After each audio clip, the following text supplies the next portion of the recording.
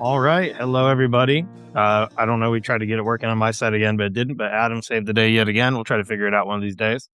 But thank you for tuning in to episode 3 of Quest Q. We are all back here to continue the sinister secret of Saltmarsh. So last time we left off on quite the cliffhanger as they went and explored the entire top of the house, or at least the entire middle floor and most of the top floor, I believe.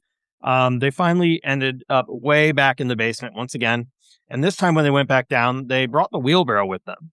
The party wanted to start piling up some of these bodies so that they can bring them back to town in hopes of, either maybe having them get resurrected by the local cleric or something, or at the very least, just returning their bodies to their families so they can get a decent burial. And just as Poke started to prod at the corpse, a voice emerged from the darkness behind them. Suddenly, out of the darkness, a gigantic demon stepped forth. This demon is very tall, green skin, black, red, and green wings. It is so tall that it looks like it's having to kind of bend over slightly to fit in the room. So what would you all like to do? You are staring at this demon. You have 1 second before we roll initiative. If there's just something you want to do. I think we should wait 30 seconds because there's a bunch of people in an ad where they had to reload. So all our viewers can't see us or hear us. Subscribe to remove ads. We're using that block. So last time Mac was kind of literally looking in the chimney. So that's basically where Mac was when the thing started happening. I didn't see how many people were in the channel. It was, Yeah, so I'm poking at these corpses and this demon's just appeared out the darkness. I'm busy poking at these corpses. The demons showed up. So it looks like the ads, most people should be out of the ads. So yeah, we can go ahead and kick this thing into high gear. There's this giant demon standing here in front of us. And that voice basically threatened you all. So let's go ahead and roll some initiative. mm-hmm. A 21. 18. 18. 4. 4 for Poke. Hang on. That paperclip. Poke never gets a good initiative roll. What do we have for Callum? Yeah, 14. 14 for Callum. And all right, the enemy is currently at a 12. So go ahead and start off with Howie. So Howie, you're presented by this giant demon like Max behind you. He was about to go investigate that fire pit one more time. Poke was poking and prodding at the bodies. And then there is now this gigantic demon standing here in front of you. What would you like to do? Well, Howie has established when surprised and under the influence of alcohol, has a tendency to spray acid in alarm. So the breath weapon, the acid, a cone of acid sprays from, where's the effect here? Sprays from Howie's mouth as he's caught by surprise from the corner of the cellar out towards old Johnny Demon over there. So that's the DC 11 dexterity save. Saving throw? Okay. Yeah, for 4 damage if it fails and 2 acid damage if it succeeds. All right. Then going to recover somewhat his composure if his natural belligerence takes over, and how he closes the distance. And so you're doing your acid breath, or sorry, yeah, it's the acid breath. You use your acid breath weapon. You shoot this acid out at this creature, and you just see the acid spray straight through it. I only got a 7, so you definitely hit. It doesn't seem to make any sort of reaction to you at all. In fact, why don't you make some sort of, I don't know, maybe a perception check? Okay. I can definitely do that. 17. 17. So yeah, you're looking at it. You're thinking like either this thing is completely unaffected by acid, or it's like interplanar or something, because your acid spray almost looks like it went right through the thing and it doesn't seem hurt at all. It's just glaring down at you, clicking its nails against its skin and biting and just staring down at you. It's like wings are idly moving. It doesn't seem threatened by you at all. Howie sort of like furrows his brow and then goes, well, fuck it, and then unleashes a flurry of blows at this demon to see if that has any better luck. Flurry of blows? Okay. Yeah. All right. So yeah, you attack with your flurry of blows. Is that just a 10 to hit? Yeah. That's just a crap roll. So you Plus start 5. You start punching, and as you hitting this thing, you feel like you're not even hitting it. You feel almost like you notice your hands are literally passing through it, as if its body is displacing right in front of you. Like every time you punch, it just seems to vibrate in and out of existence. What the? I don't know what's going on with this, but it's just there's nothing there. Holy crap. And I know you're drunk. I just don't know if you're that drunk. He's not sure either. Is it just me? Or I can't quite tell. Am I just missing by like a foot or what? What's happening? What is the checking 5e to? I know back in the old days it was to disbelieve illusions. Mm-hmm. Whenever you had an Arcana check, would it be Arcana or would it be Intelligence? Either way, it's not looking good. If I was to roll one of those. Like an Arcana check. If you were to check if you want to see if it's an illusion, or even like a perception check, like you could notice something specific. Would that take my action, or is that something we can? Yeah, that'd be something that would be done on your turn. Okay. Yeah, I think that's my turn anyway. I've attacked it. I'm basically not quite sure if it's an illusion, but fairly sure that it's an illusion. All right, so then we'll move right down. So Mac, it is your turn. You are a little bit further back than everybody else. You were about to look into the fireplace, and then this thing happened. So this is Sash speaking, obviously. I'll not use my voice. So last time we tried to investigate this, there was a sound and people started shouting. And now this time they're trying to investigate this. Now a demon's appeared. Correct, yeah. Mac wouldn't know that. I'm just saying that part in general. Mac's going to just book it past his dad, his adopted dad. And he's going to look under the stairs from where the demon came and just kind of see if there's anybody there. Sure. And then, so I will say, when you start running in that direction, you notice that when you move right past the demon, the far wall in front of you, I know there's only like 2 torches in this room providing any and all light, but you almost feel like there's darkness beyond the stairs that is way more of a deep darkness than what you might have remembered last time. On top of that, you feel like the room feels shorter. Like, there was a little bit of space behind these stairs, and now the stairs seem to go all the way up into this dark part of the room, as if like a wall has appeared or something that wasn't quite there before. The room just seems slightly like smaller, over there, especially with you running over there. Yeah. Yeah.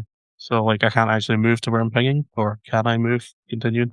Yeah. So if you want to move forward, to further, you can like drag your clawed hand along the edge of the stairs, and you kind of notice like it seems like the stairs should continue maybe another foot, or like a few feet, but instead there's this wall of darkness right in front of you. And if you were to reach your hand out, you see it disappear in front of your face. Mac's just gonna keep using his movement then. I don't know how. I don't know if these are like correct squares, are they? 1, 2. Yeah, they should all be about 5 feet. 6. Yeah. So he'll just dash. He'll just use the dash action and start continuing on. Okay. So yeah, how far are you moving? Just like as far as you can, like you're sprinting there, until I or hit you're just something. holding your hand in front of you, kind of like blind walking. Yeah, just gonna keep running in that direction, just like and just like run straight into the darkness until you hit something. What? Okay. Where's he run off to? Yeah, so the rest of you just see Mac disappear into the darkness of the room and then completely become obscured, even with the torchlight, like you just vanished. And Mac, you're running and you just run into something right in front of you, and you hear, "Oh fuck, we got one right here!" And you literally just ran into a person, and it's completely pitch black. What do you want to do? Cool. So I use my bonus action to dash. My cunning action, sorry, to dash. Okay. So I'm just going to unload with a pistol right in front of me. So I'll be with disadvantage, I see. Yeah, shoot with disadvantage. All right, let me see. And I think is shooting a gun at melee distance disadvantage anyways. Yeah, that's fine. So it doesn't really matter. He doesn't really care. So just because it's dark and disadvantage, just do no proficiency either. Just Sure. because you can't see and you're already melee distance. Yeah. So that's 4. Yeah, you run in there. The rest of you just hear his gun go off. After you heard, and all of you heard this other voice that absolutely did not belong to Mac. It sounded like some sort of deep male-like voice, and you don't. I mean, that's it. And then a gunshot, and then you'll hear like a chorus of yells, like multiple people yell out really quick, like "What the fuck?" And anything else, Mac? You're like definitely someone like right in front of you. Would Dave got surprised by that? Maybe dropped their concentration? No, with this loud gunshot. That's a good point. I think that's Could I use that gunshot as like an intimidation or something? Yeah, I think that's a good idea. So let's go ahead and whoops. Oh, duh! I'm trying to type it into the freaking Twitch chat. Yeah. 11. Yeah. So suddenly that 20 goes off. on an intimidation type roll. You hear someone cuss and yell out that cuss word, and then suddenly, the concentration will get broken, and the darkness vanishes. And I just need to switch it over real quick. You will all see standing there. 4 people are standing right there where the darkness was just moments before. Great. So now we think Mac's gun not only can destroy ghosts, but now it can nullify magic. That's one hell of a gun he's got there. And Mac, you're standing here, and you literally are standing face to face. There is 2 dwarves right in front of you. They don't seem to be wearing any sort of uniform. They're wearing kind of mismatched clothing, and they're just right there in front of you, looking quite angry. And they both look like they're about to attack. Beside them, you see a human with long black hair and kind of a short black beard, and then beside that is a woman, and she has her hair tied back, and she's wearing what looks like kind of like it's not like a fur coat, but like a fur vest over some leather armor. And just based on the way she has her hand outstretched, you actually see the magical light shimmer away from her hand just that 1 second. It does seem like she was the one casting this magical darkness. Yeah, okay. So Mac's gonna use the rest of his movement just to move back behind Harry. Okay. I do think when you move back, that would impose an attack of opportunity. That's right. So you move away, and that dwarf that you shot, like he must be deafened or something. Like honestly, you just shot, even though you missed him. You shot so close to his head. He's gonna go ahead and make an attack of opportunity against you. So here's the correct stat block. I'm trying to use the actual stat block. He's gonna swing at you with his scimitar. Also, I just want to take this moment to tell Adam it is pronounced scimitar, not a skymitar or whatever you all said. Scimitar. Yeah. Just to let you know in Halfway Heroes. Okay, anyway. That is a natural 20. As everybody, Cool. did it pop up on for everybody? It or just me? sure did. Yeah. I see that. Yeah. Okay. No, I didn't see it, Yeah. actually. So it pops up as a natural 20. So that's going to be 4 plus 3 damage slashing. So yeah, it only hits you for 7, which isn't really, doesn't seem like critical damage to me, It's but I fine. guess it's fine for you. So yeah, you run off and you get slashed for 7 damage from the scimitar. And you run back, and then if there's nothing else, we'll move to Callum. Yep, that's all good. Or Calum, rather. I say different every time. Yeah, it's Caleb. Okay, so has this demon thing reacted at all? The demon is still there. But is it like moved? Is it shifted? Is it? It is not. So it's kind of like, it's just like sitting there, like moving ever so slightly. Like it seems like it's, now that you notice, it seems like the pattern of its movement is repetitive. Like Yeah, it's it's just like doing the same woman's thing doing again and something. again. It's like Final Fantasy character, just like sitting there. It's got an idle moving animation. in place, yeah. All right, and so who looks? So I'm going to come up here a bit. If it doesn't not let me move my character, there we go. See, I can go up to this far, probably right about here. And which one of these? Okay, so we got 2 dwarves and we got a human, and then what's the first person there? So yeah, it's a human woman, a human man, and then 2 dwarves. All right. Well, the human man looks mean, so I'm going to, as a bonus action, I'm going to cast Hex, which means that any attack that I do will do an additional 1d6 necrotic damage, and they get disadvantage on a chosen ability check. So I'm going to impose disadvantage. It's going to be the second guy right there, and I'm going to do it for dexterity, and then I'm going to do a Eldritch Blast. Yeah, that's just 5. All right, let's see what we got. Nice. Roll 13. Is a 13 hit? So 13 hit. A 13 does hit. Let's see here. That guy is going to be 10, 3. That's 9, and then I'm rolling 1d6 for the necrotic damage. So a total of 14 damage. Nice. All right, 14 damage. So, okay, and that's just from the Eldritch Blast? Yeah, Eldritch Blast and Hex. Let's see, and I believe that's all I can do. I think I'm going to probably back away a bit. Probably do it like that. I don't know if that's legal or not. Going up, shooting, you zipping back. That's fine. All right, so I'll allow it. you hit him with the Eldritch Blast, and you'll hear him say, "God damn it!" And he grabs his arm right where you hit him, and when he does that, this demon vanishes. I don't suppose all those bodies vanish. The bodies do not. The bodies are still there. Oh, the smell. Well met, friend. Thank you for banishing the demon.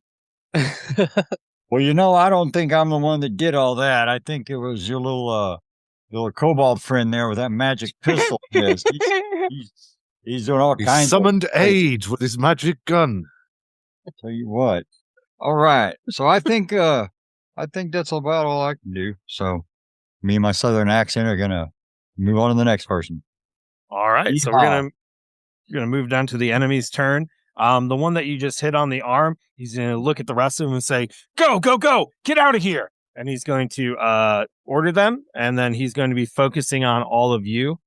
He's going to step forward about, I don't know, close to 20 feet, staying just a few feet away from Callum, and he's going to attempt to cast a spell on you. He's going to try to cast Charm Person. You need to make a DC 13 saving throw. On who? And it's a wisdom save. Wisdom save. Yep. 3, I believe. All right, a 15. That's pretty good. So yeah, he attempts to cast the Charm Person on you, and it does not work. Whoa, hang on there, boy. Nope, I don't play all that. You just go find yourself another girlfriend. He's going to say, "Hold on a minute. This is all just a misunderstanding." And it's like he's staring at your eyes to see if you're buying it. Like I don't know that he would know if it worked or not until, Can I fake it? Everybody responds. I don't know. I mean, you did say we're not playing that. Yeah, I did. Yeah, I already did say that. Yeah. The other bandit, second thoughts. You make a convincing point. That's right. The other bandit is going to run forward as well and get just a few inches away from Callum, and then they are going to. Oh, here it is. They're going to run forward to you, and then she's going to actually hold out her arm. You see her hand start to glow, kind of that purplish black color, and then there's a blast launching from her. She also gets 22 to hit, so it's a crit Louise. and you get hit for 17 damage. On top of that, when you are hit with this Eldritch Blast, you are pushed backwards 10 feet, and there is no save associated with that. And you are thrown backwards towards where Mac and Poke are, kind of onto the opposite side of the room where there's some crates piled up. And she's going to blast at you, and then she's going to move closer, and she's going to stop kind of just in front of the fireplace. The other two are going to rush forward along the edge of the stairs and kind of over the bodies, and one of them is going to swing at Howie. Well, I need to interrupt you here real quick if I can. Okay. Because I have exactly 17 hit points. Okay. So you are knocked unconscious when you get flung back 10 feet. Now, if you're knocked unconscious and you come back, that doesn't count like a short rest, does it? It does not, no. I just thought I'd ask. No, sir. So when you got blasted with that Eldritch Blast, it knocked you out? Yeah. Yeah, that was a very impressive Eldritch Blast. All right. So, yeah, Callum, Oh. you're hit for 17, and you all just see him drop I just to the crumbled, ground. which means the mage hand drops, which means the light, so the torch is on the ground. And he is currently unconscious with 0 hit points. The other 2 bandits are going to rush forward, and they're going to both go at you, Howie. They're going to run towards our dragonborn monk here, and they're going to attempt to hurt you. So one of them is going to swing their scimitar at you. That is going to be a 4 to hit, so it's a natural 1. I am a fair and benevolent DM, so when I make you all roll D100s, I make my guys do that too. It's a 71, so yeah, it's not low enough to really have any extra effect. They just swing, they miss, and then we'll go to the other one. The other one's going to swing at you, and that's a 16 to hit. Does that hit, Howie? Ooh, it meets, so it beats. All right, so you do get hit this time for 6 damage from one of their scimitars. Oof, that is no good. And you'll see the one that seemed to have been based on just what you noticed, seemed to have summoned the demon or was controlling the illusion or whatever it was. He's going to say, "Oh, come here! I'll kill you like I did them." And he does not seem intimidated by you all at all, especially now that he saw Callum vanish, or not vanish, but saw Callum hit the ground unconscious. And we move to Poke. Poke, what do you want to do? Oh, we can't have someone slinging spells around like that. That's dangerous. You take someone's eye out. So, I'm Howie going looks to attempt pretty battered, by the way, as well. I'm going to attempt Make a cake to out of him. stab the person who shot Caleb in the face. Oh, it hit me in the face. Oh, well, I didn't know. That's extra. That's going to be emotional damage there. Yeah. Well, that was this one over by the fireplace, wasn't it?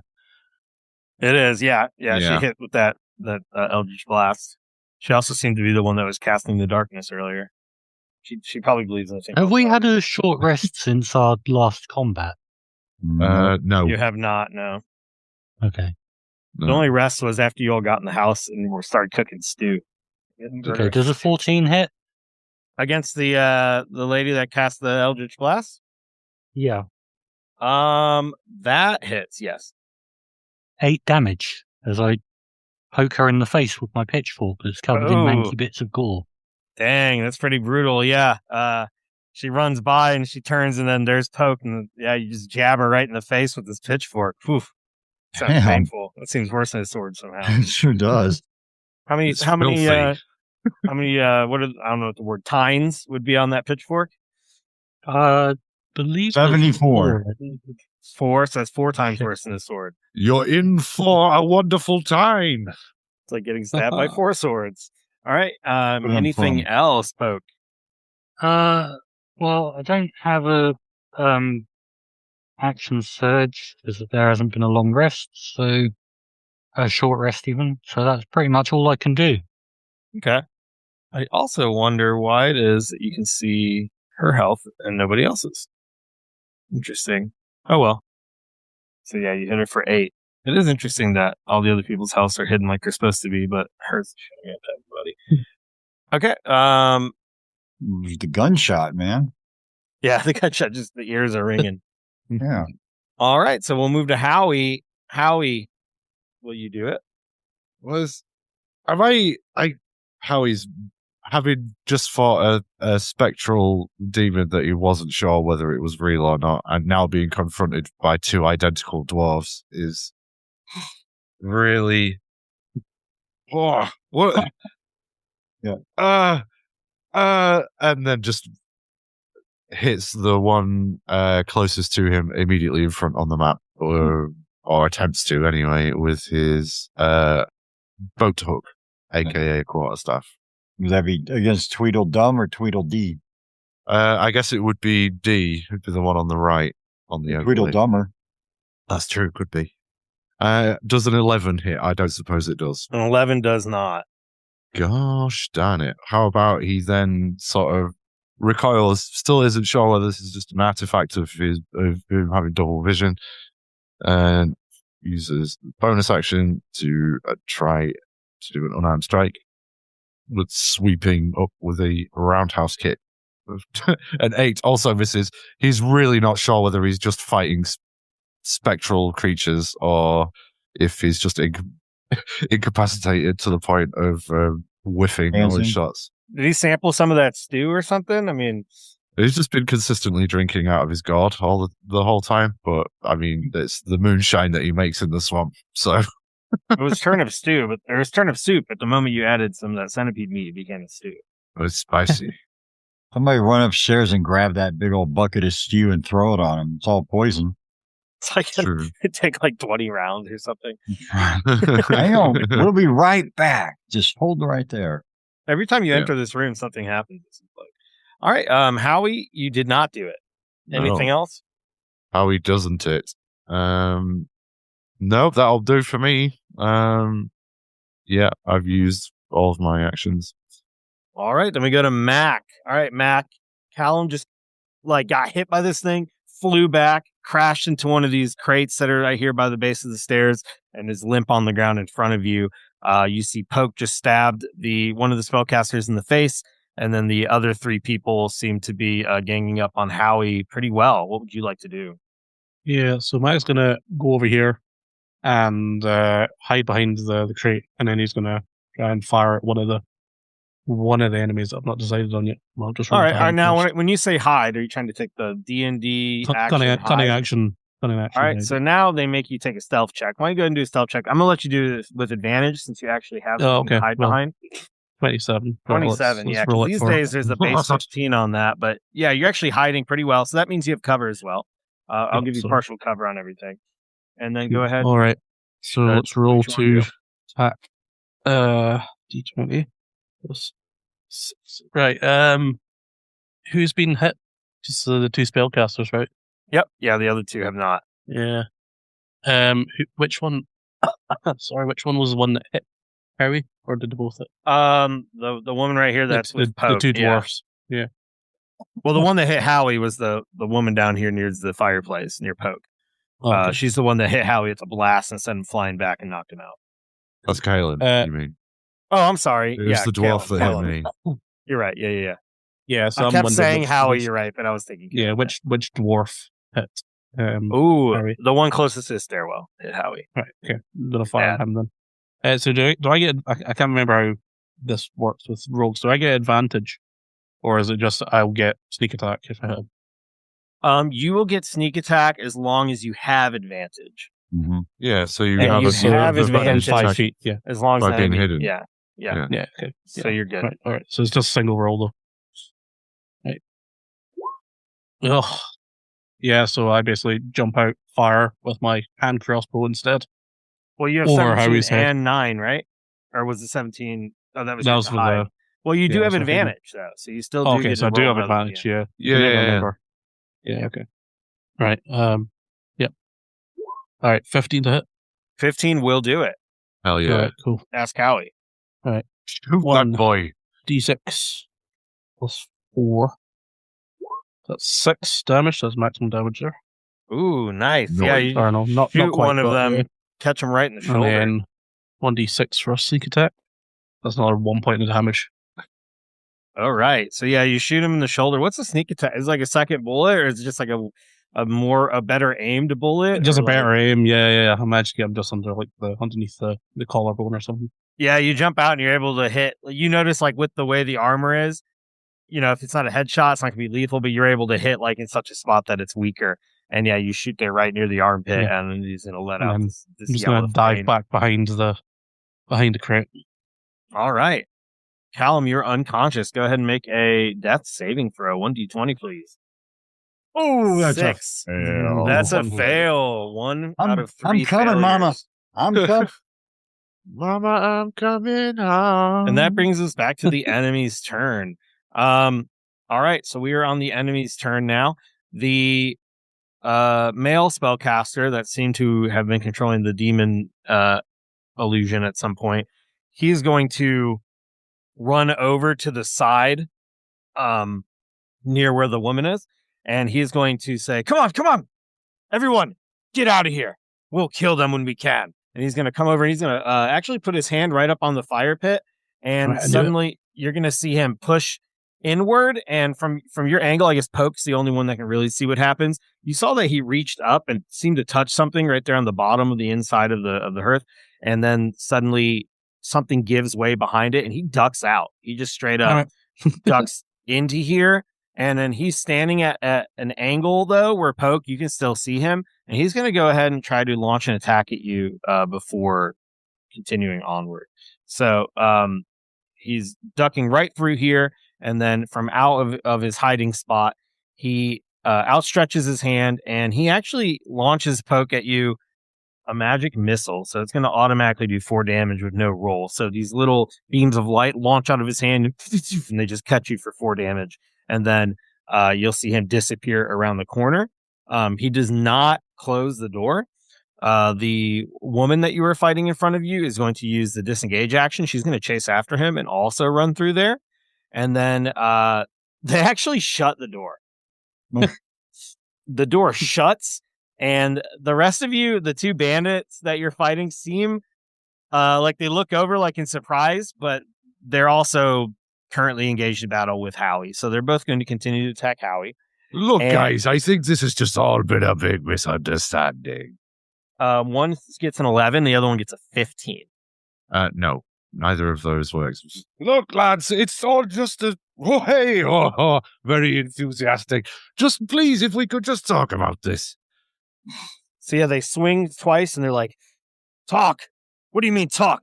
Who are you? Why are you here? Why have you come here?" And they're holding up their scimitars, but as you can see, they keep missing you.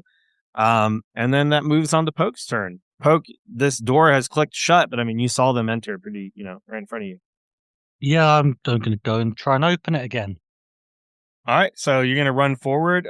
Yeah, just do I don't know. I mean, you kind of saw what they did. Why don't you just go? Yeah, you can just go ahead and feel around. You want to use your whole action to do this? Yeah. I mean, can I still attack them when I get through, or? Well, it depends. So I can have you do like an intelligence check and see if you can figure it out, or if you want to dedicate your whole action to it, I'll let you just auto succeed. Let's probably not do an intelligence check because Poke isn't very intelligent. Okay, so if you want to dedicate your whole action to it, you'll still have your movement and bonus action left. Yeah, I'll just open the door and run after him. Okay, so yeah, you reach up, you're feeling around. All you know is he put his arm up somewhere. You can feel the soot all over the inside of the stone backing of this fireplace, and suddenly you'll feel something kind of give, and when you press, you hear a little click, and then in front of you the door will open, and it just opens up a little bit. And it opens if you want to run through to the other side. Oh, as soon as it opens, a couple things you notice: there's light coming out of here. This room is actually lit. There are torches and things providing light, and the room that you're about to enter seems far bigger than the one you're leaving. So as soon as that door swings open, I suppose I can go ahead and reveal a little bit here.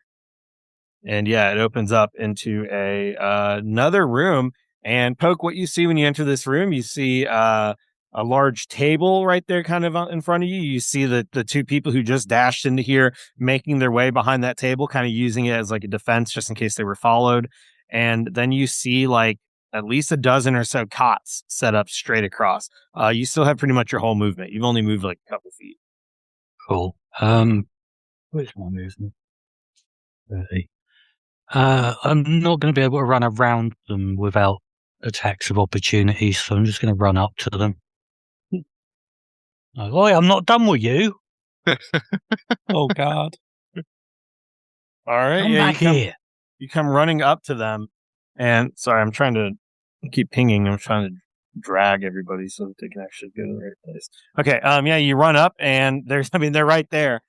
Is there anything you can do with your bonus action? I have no idea. Is there? So you can shove them. And that's about it. That's all the thing that everybody has. So I don't know if your class specifically has something, but you could try to shove one of them if you wanted to. Grapple them or anything. Grappling. Would be an attack roll. Yeah, it's a regular action. So. Yeah, I don't want to shove them away. I'm trying to bring them back. Okay. I'm looking that up, and apparently a shove is an attack anyways. I guess Baldur's Gate's just a fucking liar. Yeah, it is. Damn Baldur's Gate. Basically, we'd have no bonus actions at level 2. Damn it, Baldur's Gate. I thought you fixed D&D. You did. We made it better. I wish things functioned like that. All right. Anything else? Don't think there's anything else I can do.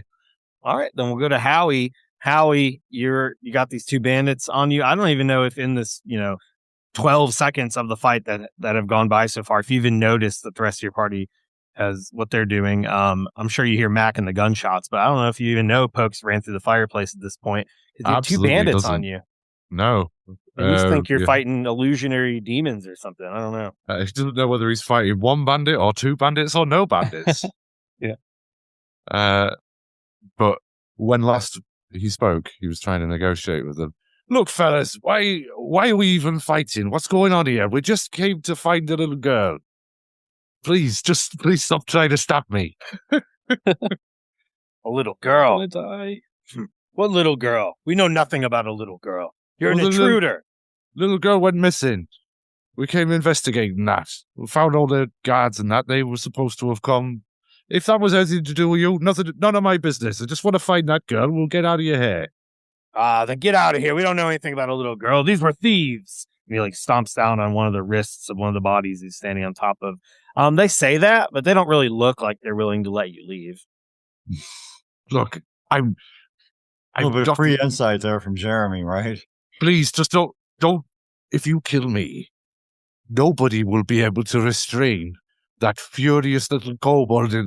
He's got a magic gun he's got a magic gun that kills ghosts, and he's got mega rabies, and I'm the only one who can hold him back.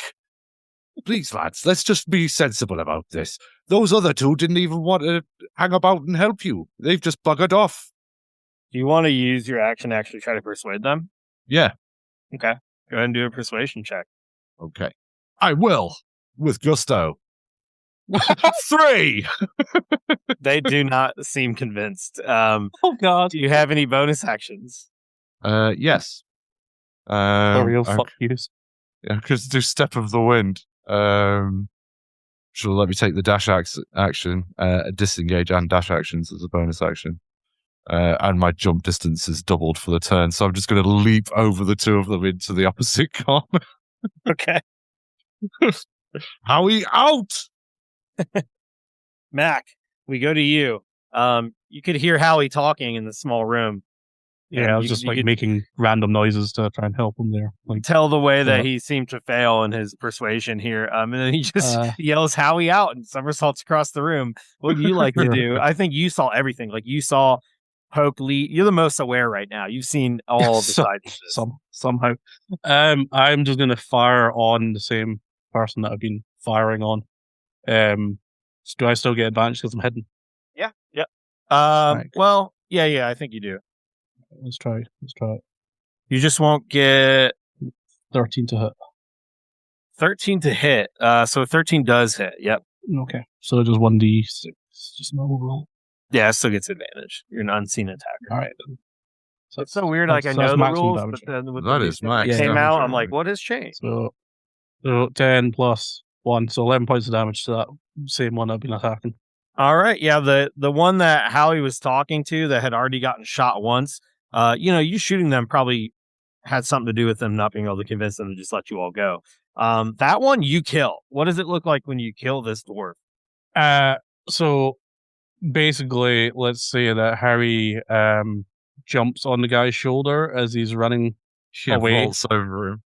And then just as he kind of pushes him back with his foot, the guy kind of stumbles forward and just gets a crossbow through the eye.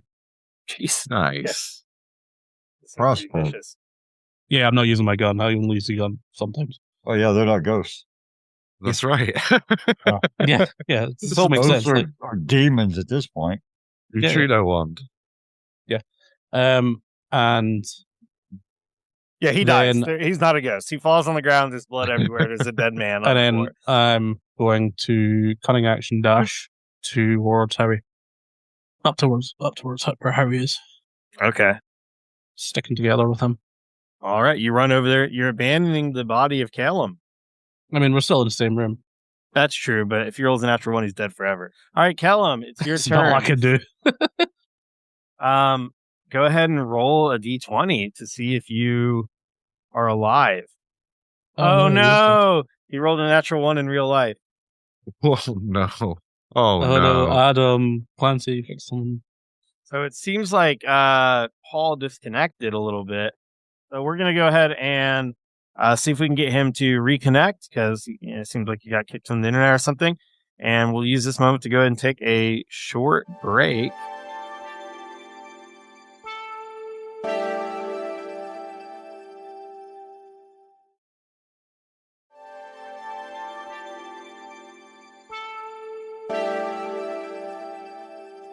All right, we are back, I hope. Paul is here. It was just a slight internet connection, so we are back. It is now actually Callum's turn. I was afraid that he just rolled a nat 1 and rage quit or something. He actually has not rolled yet, so we are going to find out. As long as he does not roll a natural 1, he is not dead. So go ahead and roll. Hope for a natural 20. No pressure or stress at all. I was fine until you said those words, but thank you. Here we go. I'm rooting for you. Oh, double 1. Ooh, that's an 11. All right, that's a 1 twice. You're dead. So- No, okay. Yeah. So no, yeah, an 11 counts. So you have 1 success and 1 death. The one thing that was running through my mind was that if I actually rolled a 1 and died, and I became the spirit trying to go to heaven, then Mac would turn around and go, ghost, and kill me with his gun, and then I would be stuck in it forever. Ooh, that would not be Magic ghost good. gun. Right. And that means we're going to move right along to the enemy's turn. I do want to note in the future, I don't always group all the enemies together like this. I do sometimes if there's like a whole lot of them. This time it was just because they were hidden. It was just to make it easier. But in the future, I'll normally roll them separately. So it is the enemy's turn. The 2 bandits that you just ran away from, Howie, they're going to actually... one of them's dead. Oh, you're right. Yeah. One of them is dead. There's not 2 bandits. There's 1 bandit and 1 dead body. One of the bandits is dead. The other one is still alive. He's going to run across the room away from you all and try to duck through this door and then come up right behind you, Poke, and is going to attack you. It's going to get advantage on this attack as it is... what's the word? Flanking. Yeah, it's flanking with you right now. So it's going to go ahead. It is flanking you. And it's going to go ahead and attack with the scimitar with advantage. So the second roll was a 20. Non-natural. Yeah, that hits. That hits. A dirty, unnatural 20. All right, it's going to hit you for an 11 damage total. 7 plus 4 slashing. It's really strong. Hell. 11 damage total. 7 plus. So does that, I'm assuming that hits. And then, yeah, you're still standing after taking the 11? Yeah, I've still got 5 hit points left. Okay. And then we will move to the other 2. The woman that's in the back, she's going to back up. Behind her, there's actually a stairwell that seems to be leading upwards, which might be confusing to Poke because you've all pretty thoroughly investigated that main floor. So you're probably not certain where that stairwell leads to. She's going to kind of go right beside it so that it's on her left, and she's kind of bracing herself up against it. And she is going to try to fire off another Eldritch Blast at you, Poke. So she's going to shoot at you with the Eldritch Blast, and we will see what happens. That is a 16 to hit. Yeah, that hits. All right, you get hit for 8 damage, and the blast sends you flying up against the wall, and I believe it knocks you unconscious. Yeah, I'm at -3 hit points. All right, so yeah, you are currently unconscious as well. Now, at that range, being right there, is that a disadvantage? It's not. No, it's well within range. Good. And with the flanking, it would be, or with the enemies being within 5 feet of it, it would also be advantage too. So, yeah, yeah. Sorry about that. That's fine. Yeah, it's like only 40 feet away. So yeah, to go ahead and shoot, and then Poke's unconscious. The other 2 bandits, well, I don't know. I guess the rest of you don't know what's going on in that room. Howie and Mac, you'll hear like a shout and then a thump against the wall, and then that door is going to shut again with a click. And as far as you know, that's it. You don't know what's happening on the other side. Poke, we go to your turn. You can go ahead and make a save here. a death save. Just a straight D20. Just a straight D20. 17. 17. If it was a natural 20, you'd have just woke up immediately, but that is one success, so that is good. All right, Howie, it's your turn. You don't know what's going on. You know, Poke rushed in there. There was a big No thump, idea. and then that door shut. And yeah, it's a bloodbath. Well, since Harry doesn't really have a lot of options, not aware of the mechanism in the fireplace, and he can see his friend is downed, he's going to head over to Caleb and help him up, stabilize him as best he can. Okay, and I'm just hiding this again since you do not know what's going on in that room. All right, so you run over. You're going to try to stabilize. So go ahead and make a medicine check on Caleb. Oh, rolled twice, but the first one was a 16. A 16. Yeah, 16 is definitely good. With a 16, you are able to stabilize Callum. So Callum, you're still unconscious, but 0 hit points, but you are no longer dying. Well, that's good. So it's good that you don't have to worry about dying, on your next turn or anything. All right, Howie, so just from your training, even in your drunken state, that they're mainly out of danger for now. Oh, where the hell did everybody go? And is there anything else you'd like to do on your turn? I guess you're actually out of initiative. So if we're no longer in initiative, I'll head over to the dwarf and have a rummage through his pockets, see if there's anything I can use to help Kalen. All right, yeah. When you come over here, you're going through this dwarf's pockets, and yeah, you know for sure this dwarf's definitely dead. Bullet hole right in the chest. In addition to the one that was already in the shoulder. Definitely not breathing. Lots of blood all over the place. Some of the main things that you could get, there's a scimitar, light crossbow, and then the dwarf's wearing some leather armor that probably wouldn't fit you very well. They don't have very many valuables. If you search their pocket, you actually do find a little bit of gold. There's like 2 gold pieces, and nice. I love that.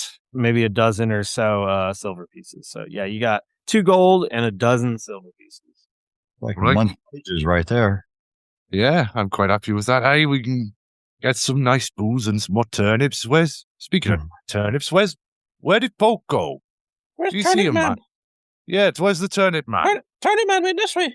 And kind of Mac kind of runs. All right, boys, show me. Go on then. Mac kind of like, and kind of like just starts flailing around in the fireplace. Okay. As we've established that Howie looks on Mac kind of like a ferret or a dog or something. It's like, that's a good lad. All right. And he starts like feeling around the general area. Yeah, start investigating around, feeling underneath the mantle or whatever for something. Okay, yeah. Yeah, investigation. Perfect. A 4. 4. You start rumbling around in there, and you're like, I don't know if he's too drunk or shaken or what, but you're like just moving your hand around, and you're like, I don't know, and you're getting soot all over your hands, and maybe you're like even going into sort of a panic, like oh my god, we lost Poke, and yeah, maybe he was a ghost the whole time. They've all just phased through the wall. So yeah, yours doesn't. You don't know. You just have soot all over your hands and stuff now. Mac's gonna like and just gonna like start flailing around and trying to find the mechanism as well. Why don't you do investigation, Mac? Probably like nat 20. 1. A 1. Roll a D100 for me, my friend. 67. A 67. This is very appropriate. Yeah. Oh my god. All right. So you're just reaching your hand in there and feeling around it. You can't find it either. You're like, I don't know where they went. I think you press up against the back of it and you can feel the part of the door that moves and gives, but you're like, you're not sure how to unlock it. And Caleb's just on the ground unconscious currently. Actually, I was going to walk over to Caleb and just kind of like, do I need to do another death save by this point? Yeah, I think this amount of time is enough passed. Enough time has passed. You can go ahead and do a death save, Poke.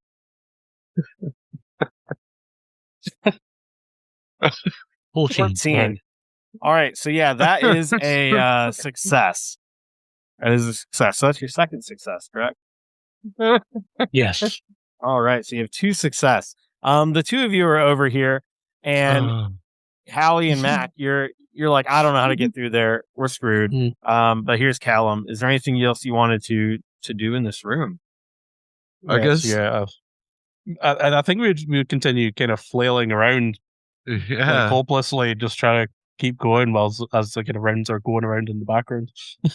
So you're gonna keep going back and trying to open the yeah, because I obviously go over to Calum, but he's unconscious, or he's like stabilized but unconscious. So like he's like just like runs back and like pokes him in the side and was like, and then just runs back and then starts flailing around again in the fireplace with an 8 and gets nowhere. An 8, yeah. I feel like at this point it's more of a like an athletics check. Like you're just trying to force it at this point. Like you're hitting the door, hitting it, punching it. So Howie, you can make an athletics check as well if you want to try to force through this thing. I've got an idea. And Howie goes and grabs the wheelbarrow full of dead bodies and bits of dead bodies and pulls it back to the far wall. Just rams it. And then, charges at full speed with a wheelbarrow full of corpses to thrust it into the back of the fireplace. Are you going to take the wheelbarrow? Oh my gosh. Okay, do this with advantage because it's hilarious. with all the My wheelbarrow! You're going to have hilarious consequences. 13. So you're charging straight up towards this thing. You're at the platform in 3 3/4 or whatever the fuck. And you're just rushing into this wall like you do not care. Full force. And you hit it with this wheelbarrow. And I think when you hit it, it's not like you smoothly break on through. I think you slam into this thing and you realize the wheelbarrow is a little bit too wide to just fit right into this fire pit. It hits the back wall. It busts the door open, but it also feels like you just rammed a wheelbarrow into the wall. So you are knocked backwards. You're going to take 1d4 damage. No. You're going to take 3 damage as you just rush into the wall. And Howie is knocked unconscious. And then, oh my God. You see Howie flip backwards. He falls on the ground unconscious. And then Mac, you just see that the back of the back of the fire pit is opened slightly. Hey, Pope, why don't you go ahead and make a save here? Well, now my question here is, would this be considered difficult terrain with all the body parts that were in that cart and that one corpse that we put on there? No, Pope, roll your DC. Oh no. 8. Oh no, Poke, that is 1 fail. So yeah, you have 2 successes and 1 failure. And 3. Mac, you're all alone here. Mac now looks like we have another failure with Howie as well. But Mac, you do see that the door's open a little bit. There's bodies all over the place, by the way. He's like wheelbarrow. He's probably like some kind of like puppy. He's just kind of like nudging his masters and just like realizing none of them are up. He is going to like trying to attempt to. He's not smart enough to stabilize, but he's going to. Let's just say he's going to attempt to do something to help Harry. I don't know. Jumping up and down on his chest to do CPR. Yeah, something like that. Yeah. So I'm going to attempt to stabilize. What was that, Pope? Would wheelbarrow inflicted injuries be non-lethal damage? Yeah, I mean, I don't know. What did you have? 2 health left and you ran full speed into the wall? No, I had 3 health left, so it was the exact amount of HP I needed to lose 3 knocked. I think it's fair that, it wasn't really lethal damage, maybe, but it was enough to knock you unconscious. So you're like in the same state as Callum, where you're just kind of stabilized for now. I think that does make sense. Yeah, Mac jumps and I'm trying to do as amusing as death check by wheelbarrow would be. I mean, it's already the corpse delivery system. It only makes sense. My question here is there are bodies all over the place, though. I think it's hilarious that these bodies no bodies were stacked in there yet, right? It's just an empty wheelbarrow. There was at least one body in there because it was the guy we didn't poison. Oh yeah, the half drow, half human. His body's on the ground now. Poke was in the process of filling it up with all the bits from the middle of the room, though, when the demon turned up. So there would be bits and pieces all over the place. Now, is it just while Mac is unable to actually heal anyone? Do you want me to just make rolls until I either die or wake up? I rolled a 4 on my medicine to Harry. The 4 is not enough, but I did just mention that. Yeah, I think he is technically stable. But yeah, Poke, you can go ahead and just roll again. I'm just wondering if Mac's going to try to go down and get 11. roads to try to heal us. Poke, you wake up and you feel very sore. You have 1 HP. You are in a well-lit room, and as you sit up and look around, you realize there's no one else in this room. There's a table right beside you, and if you're listening, you could probably hear Mac in the other room just kind of freaking out in his shrill kobold voice. But you have woken up. It's only been maybe 30 seconds that you were out. Maybe a minute. Oh, my head. Turn it, man. Oh, you Turn it, come man. here, boy. Grumpy man and Howie are down. Oh, And Mac's gonna like run towards, like run under the fireplace and like point furiously at Howie, and like Grumpy man is down. Howie is down. My bloody wheelbarrow. Oh, wheelbarrow's fucked. Yeah, the wheelbarrow does look pretty bent out of shape. So it's I mean- just Poke and Mac that are still conscious. We did have a viewer go ahead and redeem Cure Wounds. So we have a Cure Wounds. And so I guess since Poke is the one that's woken up, that is going to be cast on Poke. Poke just runs in here. Mac, how do you justify Cure Wounds being cast? Mac is like figuring out all his options and just slowly starting to like, just kind of flailing around with his gun. And let's just say for the lulls, he can kill ghosts with his gun. He can kill like whatever else we said, kill shadows with his gun. He accidentally bumps into Poke, and then that's how the Cure Wounds happens. So his gun magically cures wounds as well now. I cauterized an injury. Yeah. It just through the power of pure belief, like the wish of a child. Yeah. He's just It's flailing my around. gun It's is a a conduit. fucking magic gun. Yeah, it's a magic Yeah, gun. basically, yeah. He just That's believes it. 3. So you gain 3 HP, Poke. Oh, brilliant. I'm on 4 Dustin HP. DeWeese spent real money to save you. And So Mac's, there was like a gun flash, just as a it's like a misfire gun flash, but it actually heals you instead. yeah, and it's now become sentient. I have some bad news, though, which is that Poke hasn't got a fucking clue how to heal people. That's Mac can't do okay. anything, yeah. We don't have a wheelbarrow We're still only put the like, people on. Have a wheelbarrow, it's just very damaged. But yeah, I mean, it's bent. It works. Shall we spend a bit of time just hang out here? I'm going to pick up Howie and put him in the wheelbarrow with all the bodies on the assumption smell- that he's dead. the smell gets worse immediately. So you take this wheelbarrow and there was the one body in it of that half drow that fell out, and then you're gonna put that back in the wheelbarrow and then start cleaning up the other corpses. Yeah, I'm going to put that in the wheelbarrow, put Howie in the wheelbarrow, put Caleb in the wheelbarrow, and then start shoveling the bits of gore on top of them. Right, well, we better get these bodies back to town. Okay. What's in the room? Well, you go and have a look in there. Okay. I'll get these bodies loaded up. Okay, Howie, get better. And Mac's gonna kind of go into this room here and just get like. I think he's dead, lad.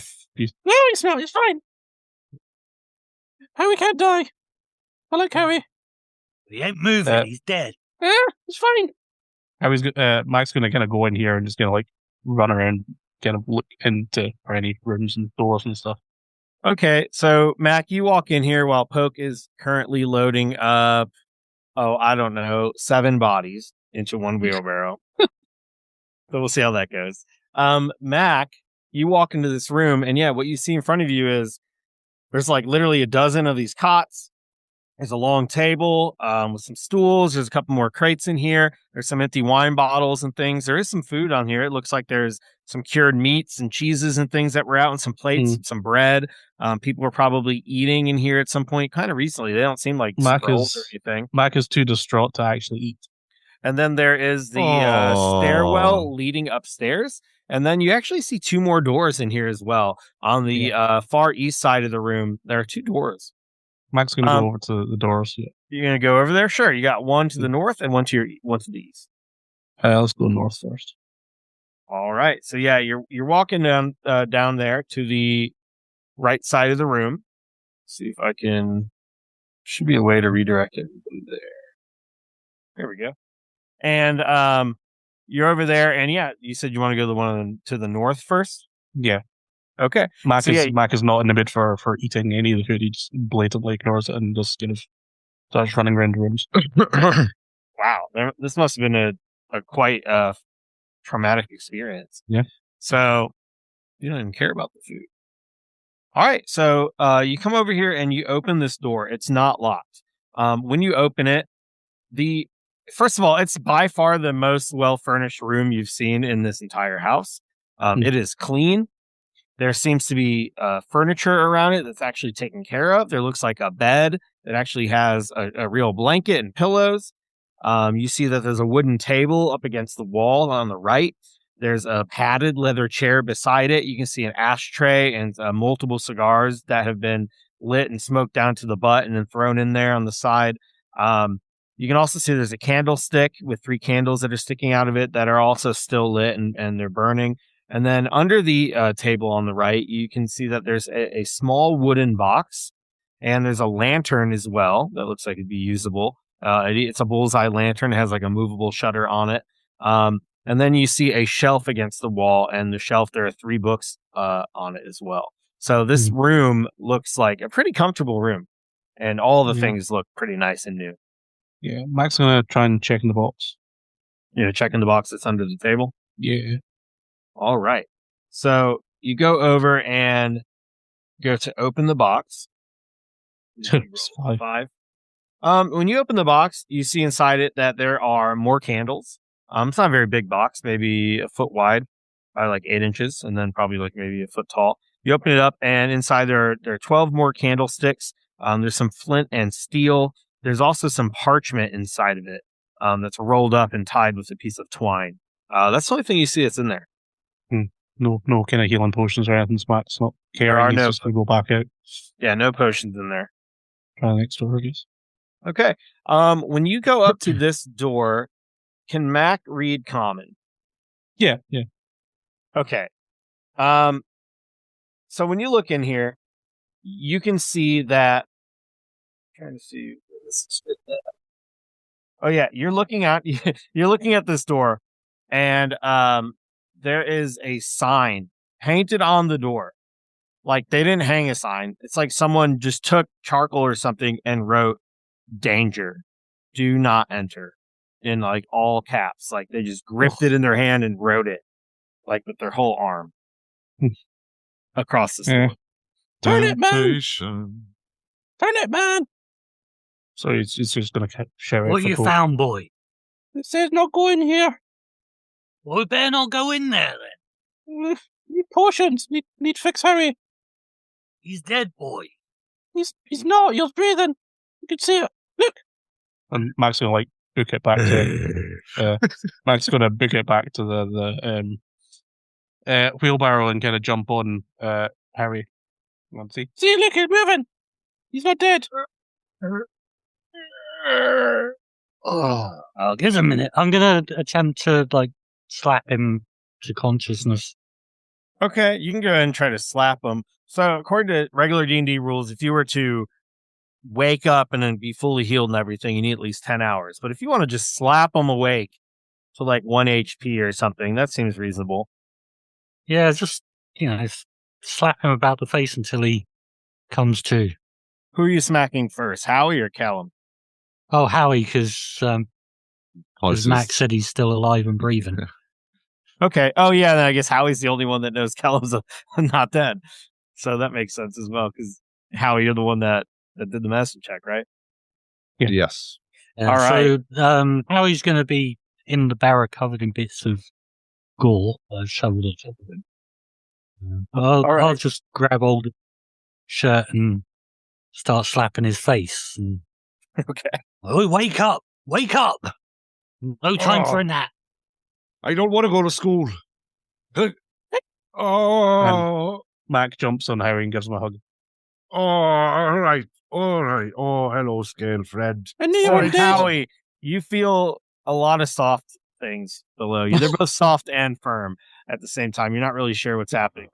And you realize as you were come dead. to, you're just laying on bodies. You're just covered in gore. It's really gross. Some of the bodies are grosser than others. No. Get out of my Oh. barrow. How I thought he you were just dead. I was going to wheel you back to town. I sort of wish I was, and then Howie just sort of pushes the. It was a drow, wasn't it? Yeah, half drow, I half think the human. drow's Half under elves, but you they were and half you've drow. got Yeah. Okay. Well, bits he of like people on top of you. he brushes off some severed limbs and unhooks the half drow's arm from over his chest Oh. and lurches out of the wheelbarrow, looking very sorry for himself. So At it some point, seems yeah. Howie, one of our viewers, the craft guy, has redeemed cure wounds. So Howie, you gained 2 health. So that slap Hooray! really, really, I think it sobered you up even a little bit. This like 2-minute nap, Thanks, Cat. and the fact that you're covered in gore as well probably makes you want to get out of here pretty quick. Oh no! What about Caleb? He was still breathing last I checked. Well, Yeah, is he Caleb- still breathing too? I'll go and give him a slap as well. Caleb's a few bodies down. His head is still sticking out the side, but he is definitely probably, I don't know, he might, if he didn't have a disease before this, maybe he does. He's just hanging out the side, but yeah, you can see his head at least. He's not suffocating. He is still unconscious. Yeah, let's slap him until he wakes up as well. Mac's gonna get some food from the other room and bring some back to Harry. Oh, you're gonna walk into that I large think room? it's short rest time. Yes. Yeah, I mean- will just say also, when you all walk in here, Mac, there's no one else in here. They're gone.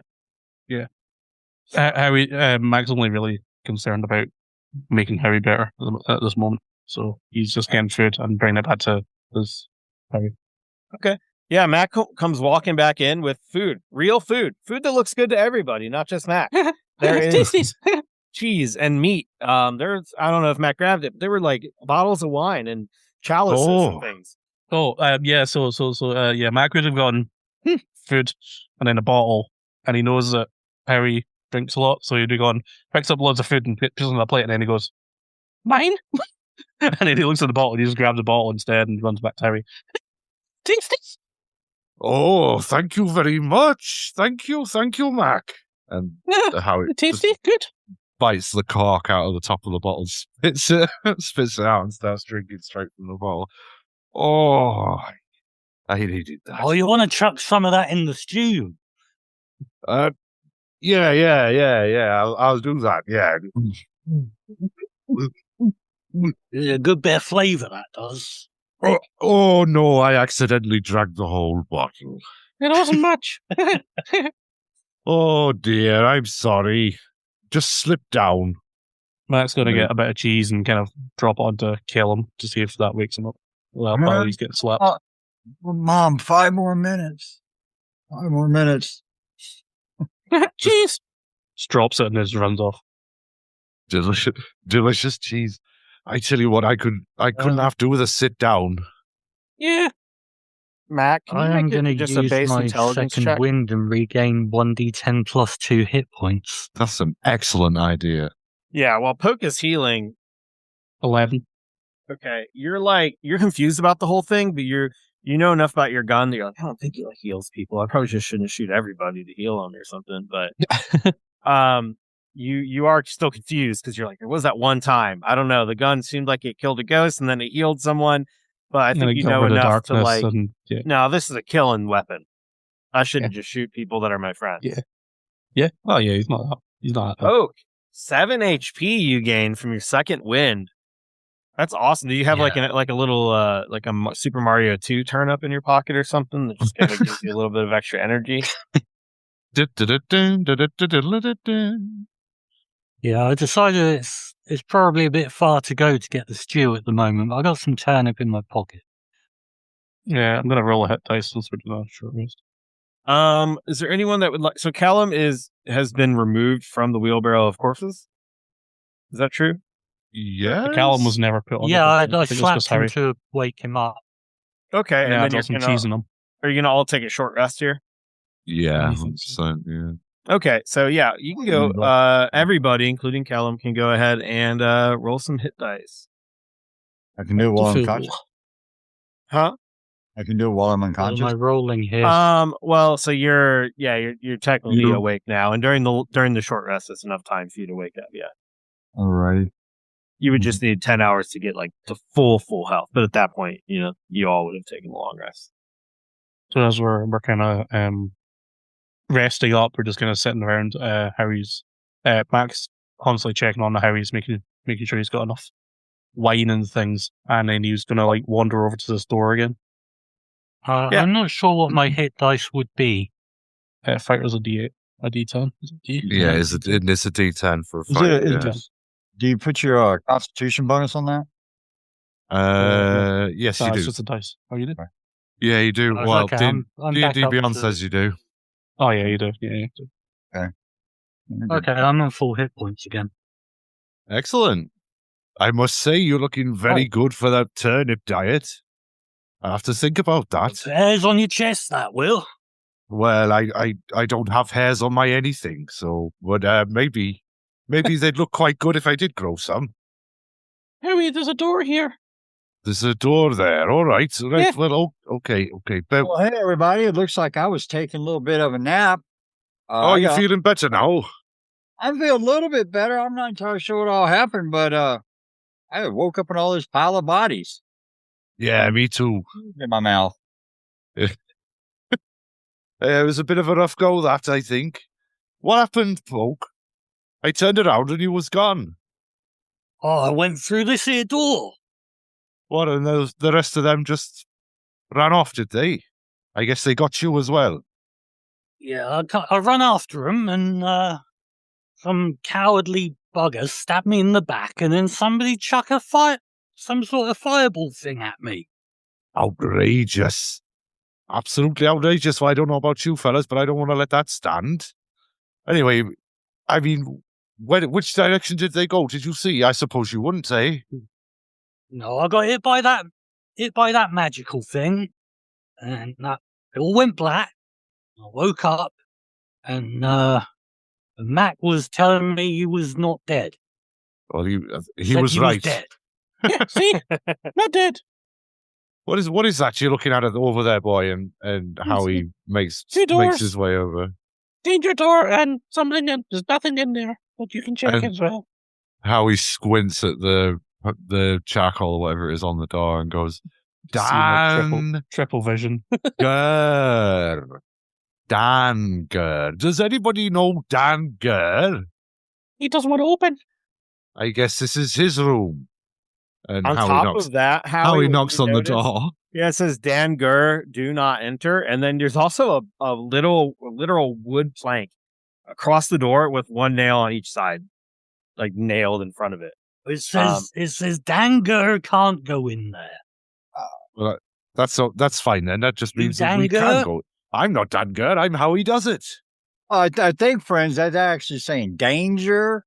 Now, I haven't really been to a whole lot of schooling in my life, but I did come from a monastery, so I guess that's a lie there. Yeah. So, yeah, I believe that word's danger, and it's saying do not enter. But this room's really nice.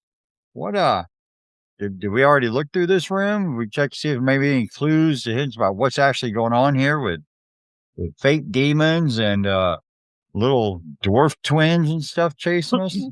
There's stairs over there. Someone should probably that nice room. Someone should probably grab the candles from it. Oh, the Oh, candles yeah. are my worth jack-o'-lantern. a few bob and all. You know, good beeswax candles, they're expensive. I could probably light another torch. Let me see. Down to your beeswax. So in this room there are torches lit. This giant room you're all in is actually very well lit at this point. I tell you what, I'm going to leave Just for our Dan Gur listeners alone. as well. It's about 70 feet wide by like 50 feet. You know, if we've got a lot of bad guys in this place, why don't we just burn the place down and be done with it? I mean, that is an option. How he's going to have a wander into this I'll room. wreck the stew, that will. Oh, that would be a problem. What if It's we gonna could be- smoke them out? It's going to be low and slow. Because if you got a door there and we got something blocking us in there. What if there's not a way that we could light a fire by the door plate, by the bottom of the door, and just send them all kinds of smoke and chase them out of there? Howie's gone into the nicely appointed room and is rummaging through the chest to pick up the candles, and notices the scroll. Yeah, when you look, there's a scroll in there. It's tied up all night. So there's also that bullseye lantern, which are pretty expensive. It's a really nice lantern. They usually can go for a good 5 or 6 gold pieces just for this lantern, which is pretty fancy. That's a fancy and lantern, that is. There's a bottle of wine in here. There's the cigars. One of them. Not anymore, there isn't. Grab one bottle of wine. There's also the cigars. Most of them are burnt, but one of them is only half smoked. And then when you look down here, you grab that scroll, and when you pull the scroll aside, you find that below it, in addition to the candles, there's actually 2 more completely brand new cigars as well. But yeah, you grab that scroll, and it doesn't look old or torn or anything. It actually looks in pretty good condition. It just with surprising grace for how unsteady he generally is. He Go ahead and unfurl it. Deftly unfurls it, yeah. All right, unfurl it with your bare hands. Yes. Well, no, with my Dragonborn hands. Well, yeah. Not all bare hands. All right, so you open it up, and there is some writing on it in common. When you open this, there's not a lot of information. It looks like someone jotted down some notes here. And you see the words long, short, short. And then next to it, it says safe, ? Below that, you see it says short, long, short, long. And then you see next to that, it says yes, like yes/good. And then below that, you see long, ready to unload. And that's it. I tell you what, boys, I think these perverts have been comparing the size of their members. Look at this piece of paper. Long, short, long, short. I can't make head or tail to this. I can only assume it's some kind of bizarre sexual deviance. No, it's them dwarves. They're short. And then the humans is long, I suppose. Long, short, long, short. That's what I mean. The rubbish, that is. What a load of crap. I'm sure this is absolutely no use to anybody. And then Howie blows his nose on it and puts it in his robe, absent-mindedly. Oh, well, blow your nose on it? Yeah. Okay. Is this like a regular note? Is it like? Yeah, it's like a scroll someone wrote with some ink or charcoal or something, and then just rolled up, put some twine around it, and stuffed it in this box. Next to their expensive cigars and their candles. So long, shorts, ready to. You find anything else good in there? Yeah, long, short, safe? ? Short, long, safe / yes, and then long, ready to unload. That's how I describe myself to my wife. Safe? Yes, ready to unload. Long, and ready to unload. I'm sorry, everybody. Oh no, that was a really good one. Howie, also in this room, there's just the bed, and then there's not working. There's a mini bookshelf, 3 books on it. That's it. Yeah, there's no license. Yeah, Max kind of sniffing around that danger door. Yeah, so when you go on this danger door, you're looking at it, and it looks like the boards that are nailed into the wall. It's it's unless they're just real fucking idiots, it probably is a door that comes at you, and that the wooden board is. That would be hilarious. Hello, it's preventing people. You can also assume that unless this is some sort of illusion or something, it's really hard for someone to like lock themselves in a room and then nail a board on top of it from the other side. Yeah. So you're not certain if they're in there, or if they are, maybe not all of them. You'll put an ear to the door to see if you can hear any like movement or anything. Sure, go ahead and do an investigation check. Investigation or perception? We'll do investigation. I think investigation's purposeful, and then perception's just what you see. Okay, well, that's not bad. Straight roll, 15. Okay, Nice. Inside, you just hear not much. You listen, you're not sure you hear anything. Then you hear like a thump. You're listening, a couple seconds pass, you kind of hear like a thump. and it's just a very low noise. There's not a lot going on in there. But you just hear those same noises kind of again and again, like a thump and then a. So Sash knows what it is. Mac doesn't. Some noise is coming from there. What does Sash know what it is? It says danger. I mean, you sound like a zombie or something. Did we finish? It's not like a really disinterested zombie. It's like, I can't really be bothered. Meh. I can't really be bothered to be a zombie today. Meh. Did we finish? Yeah. Did we finish searching the whole room, the whole big room? I don't think so. I think we only really big looked room. at the 70-foot wide room. I'll look around in there if that's all right. Sure. Where would you like to look? What are you looking for? Well, Just gonna wander around? Looking over, just wander around, just kind of like this area. Just, I'm not sure what that is. Like, it looks like a sleeping bag or something, right there, or a ho ho. Oh, I see what you're saying. Yeah, when you go up, so there's a stairwell leading up, and the stairwell leading up goes up towards the ceiling, and then it looks like there's a plank, like a wood plank above it, like there's some sort of like a trap door or something that would lift up rather than like leading up to an open area. What you see there, it just looks like a bit of like a log or something, like a bit of broken wood lying on the ground. Okay. So know if there's any other more. But yeah, no one has investigated the stairwell, and no one's really investigated in detail much of the other stuff. Matt grabbed the food, and some of you ate that food, and no one died or anything. In fact, you're all feeling way better. But yeah, I'm gonna try and kick in the Danger door. you're kicking the danger door. The danger door. Yeah. Oh, danger door. Diggy diggy dang dang dang danger door. Yeah, go ahead and make an athletics check, kicking that danger door. I come from the land of Dangador. I am Dangador the Magnificent. Sounds like a hill giant name. Dangador. 20. A 20. Not oh my natural. gosh. A dirty, nasty 20. All right, Poke, what's it look like when you break down this door? With your dirty I foot? just put my boot to it and it presumably falls over. Yeah, you kick it Just off down. the hinges. Yeah, you run over, you kick that thing down, it busts right through that. I mean, there's literally only 2 nails, like one on each side on the door, just enough to stop it from opening. You kick that thing in, and I think you break the bar, and then when the bar breaks, the door kind of slides forward a little bit towards you, and you can see that it's a pull door, so you're pulling towards you, but you broke the barrier that was holding against the wall. You want to open it more? I mean, you could keep kicking it and really fuck this door up if you wanted to. I think he just totally revealed everything on the whole map. Nah, never. What never? Yeah, I'm just going to keep kicking the door until there isn't a door. Okay. Because I'm not going to realize. Just it keep opens kicking it inwards. so it like bounces towards you a little bit, and then you kick I it obviously again. just didn't kick it again, hard just enough. kick it again. That's funny. Yeah, you can just keep kicking it again and again. And even though it keeps bouncing back towards you, like it's obviously a pull door, you just keep kicking the shit out of it. And you bust this thing down, making plenty of noise. And there's just wood all over the place. You kick that thing open, no problem. And then what you see is skeletons all in this room.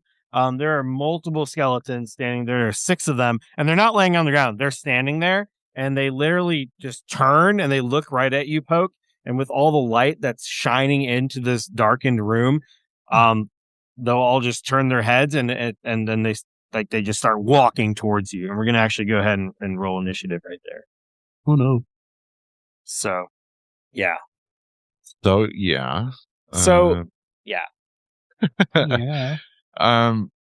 Once per long rest, when I roll initiative, I can regain all expended focus points and regain 1d6 plus 2 HP. So I'm going to do that now with uncanny metabolism.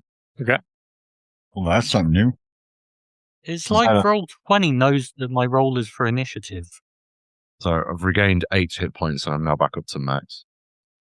Fuck just keeps giving you terrible rolls. Every initiative roll is terrible, but then all my other rolls are fine. So, what exactly are focus points? That's something new. Is that a 24 rule set? That's what you use for your monk abilities. Yeah, it's always for monks. The word key. They made it more generic. So same thing as key points? Yeah, but they just don't call it that anymore.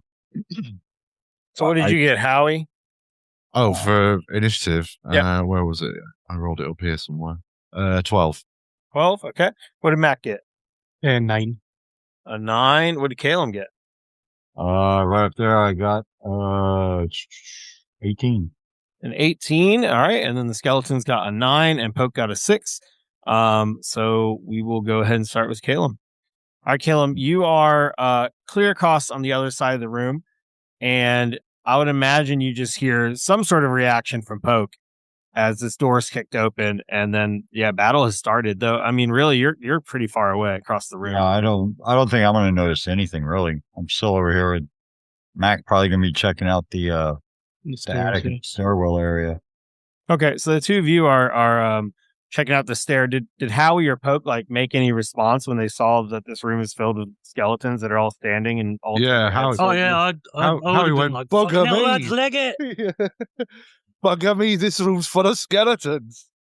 Close the door. There isn't a door. Not an option. Yeah, the door doesn't exist. That's funny. So you are aware there's something in there. If you wanted to do anything, kill him. Not a whole lot. I guess. Are they look like they're running back this way, or are they going in? They just kicked down the door and then were yelling about skeletons. We're not doing anything yet. It's not our turn. Can you cast mending on the door or something? T-door. Plumbing door. No, nothing like that. Yeah, I'll just keep kind of, because I'm more concerned, honestly, Caleb's more concerned about, because we've seen people come from the front. They were hidden. We've seen them go into this other hidden room over here. I'm concerned that they were going to pop out of this attic and try to ambush us. So does it look like that the attic is it locked down? Does it look like there's been a lot of traffic through there? We're underground, aren't we? We're in the steps. basement. So this will be going on to ground floor. Yeah. Oh, going on the ground floor. Yeah, No. because we're in the basement. Oh, that's where these stairs lead to. They go up to, it's what Yeah. you'd assume would be the ground floor. Oh, okay. Well, if that's the case, then I probably already know what they're going to. I will say, if you're investigating, Caleb, Huh. go ahead, and if you want to use your action to investigate, you can do that. That's my investigation. Here is home. That's good. Huh? Nice. 17. 17. When you're looking over here, you notice a couple things. You're looking at the stairs, and you're like, yeah, it goes up. There's it should just lead straight above to the ground floor that you've already been on. But in your investigation, you notice on the ground there are the bloody footprints. There are 3 bloody footprints, and that's because they were fighting you right where all that blood was in the other room. Right. And those bloody footprints seem to lead straight past where you're standing to the wall, actually behind you all in the southern part, I guess it'd be the southwest part of this room, just beside all those cots that are set up. And you notice that over on this side of the room, those bloody footprints seem to end right at the wall. All right. Well, I'll head over that way. Okay. So yeah, you can use your movement for this action to walk over there, and yeah, you're looking, and you're like, yeah. Now that you notice, those bloody footprints go right into this wall, and it's as if they just vanish. Actually, I'm going to step back just a little bit and just kind of keep an eye on it. Okay. That's what all I can do. So next person. Thank you. Yep. We'll go ahead and move to the next person in initiative. So we go to Howie. Well, there really are there's a room full of skeletons over here. This is going to be a problem. Howie's backing up. He's going to use all 40 foot of his movement, to get out of there, following Poke's lead of screaming, "Let's get the fuck out of here!" All right, so you just use everything. You move all the way back. Yeah, there's 6 skeletons. They look pretty dangerous. Whoever these people are that are in this place, they also seem to not want to fuck with that. I don't know. Are the skeletons armed with anything? Yeah, these skeletons are armed. So each one of them looked like they were wielding like a sword in that brief moment you saw them. Well, actually, you're still standing there. Yeah, so if you're standing right there where the door is, they all seem to be holding short swords. And then they're also wearing like armor, like their clothes look basically rotted away, like they've been here. I mean, they have no flesh on them or anything. They're not recent skeletons. They don't seem like, unless it's some sort of curse. But they do look like they're wielding like rusted swords. Well, you get tetanus from that. Mac, get ready with your magic gun. We've got some undead coming through. And Howie's gonna ready an action to throw one of his utility knives at a skeleton as soon as it comes through the threshold. Try and cover his friend Poke. Okay. So if a skeleton walks through, you're going to hit it with one of your knives. I'm gonna throw a knife at it, yeah. Cool. All right. Anything else? Now that'll do, thank you. All right, we'll move to skeletons. So yeah, they all start shambling forward, holding those swords, and they just start, they're not really fast, they just start lumbering towards Poke. And the first one's going to come right through the door, and as soon as it's about to strike Poke, yeah, you can go ahead and throw that knife. Howie? Sweet. Thank you. I should do Well, that. Just don't roll a 1. I'll roll an 18 instead. How's that do you? 18 hits. With 6 piercing damage, which I will assume will be mitigated. Will it be piercing on a skelly? 6 piercing damage. Hmm. Based, I mean, I would think that makes sense, but based on what I'm looking on the stat block, it seems like it's okay. So you hit it with some piercing damage. Okay. That's interesting. I thought piercing was yeah, I thought they were resistant to that. So did I guess I. Maybe that's a new thing. The quillins of the dagger just get stuck in the rib cage, and that's what does the damage rather than the pokey bit of the dagger. Yeah, maybe you throw that knife and then it just hits one of them. And it'll let out that type noise. And they're going to continue. So this first one is going to strike right at you, Poke. And you're like blocking this doorway with your body as they all are shambling towards you. There's 6 of them. It looks like maybe only like 2 of them are going to be able to actually strike you because you kind of have them at this bottleneck choke point. So the first one's going to swing at you with a 14, and then the one behind it is swing at you with an 18 as they swing these rusted swords at Poke. Okay, the 14 is a miss, but the 18 will hit. All right, you take 4 piercing damage as jabs forward and it's able to stab you at the front of this rusty knife. How? And then the rest are all just like slamming up onto the other ones, and they're trying to push their way through. They're essentially trying to break on through. Let's break on through to the other side. And I'm going to hold the door. Yeah, according to the rules, you're not able to break through. So you're a wonderful Hodor over here, and we will move on to Mac. Yeah, so Mac's going to kind of do what Howie told him to do. Now he's got Howie back. Hey, no one can say that it wasn't haunted. This is haunted. If a skeleton attacks me, it's haunted. Yeah, haunted legit. Yeah, so Mac's just going to move along there and then just fire at the closest one. Yeah. And you get advantage because it's within 5 feet, yeah. Minus 1 plus 6. That'll be 22 to hit. 22 hits, for sure. 16 on both of them. And D6. That's maximum damage again. All right. Sneak attack. Plus an R2, so 12 points of damage in total. 12 damage. All right, the one that got hit with the knife Howie threw, you shoot it. What's it look like when you kill that one? Yeah, so he pulls out the pistol again. He's been kind of swapping between the hand crossbow and the pistol.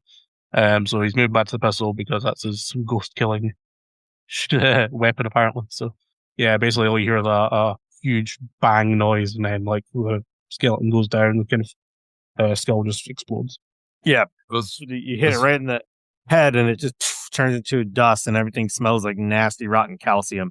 And this thing just drops down to the ground, then the body's laying in the doorway, and the other ones are, and they start just filling in the spot, moving forward. What else, Mac? Yeah, I'm just gonna dive into. Is it a cot, right? Yeah, there's like a dozen of these things. I'm gonna stand behind there and then just do a hide. Do a hide, sure. Hide. 17 to hide. Yeah, you're hidden. All right, Poke, it's your turn. The one that was closest to you just died, so you do have about 3 or 4 feet between you and the next one. No, good shot, Matt. Yeah. Okay, well, if there's space between me and the next one, I'm going to stay in the doorway, but I'm going to ready my weapons so that the next one that comes gets stabbed. Okay, so you're just going to do a ready to action. You're not going to do anything else?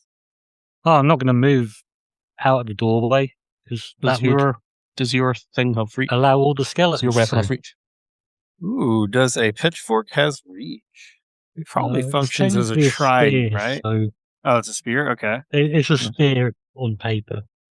So you do it says it does not have reach. Let's see. Does strange. A pike would, I think. So it's okay, like okay. 10 foot long. Yeah, I mean I feel like a pitchfork's not quite 10 feet long, but No. I think they're within 5 feet, so you can go ahead and stab this thing. 'Cause I just said they're about 3 feet away, so they're within Yeah. 5 feet. So you can go ahead and attack this if you want. This first one. That's a 7. Yeah, 7's not going to cut it. Oh no.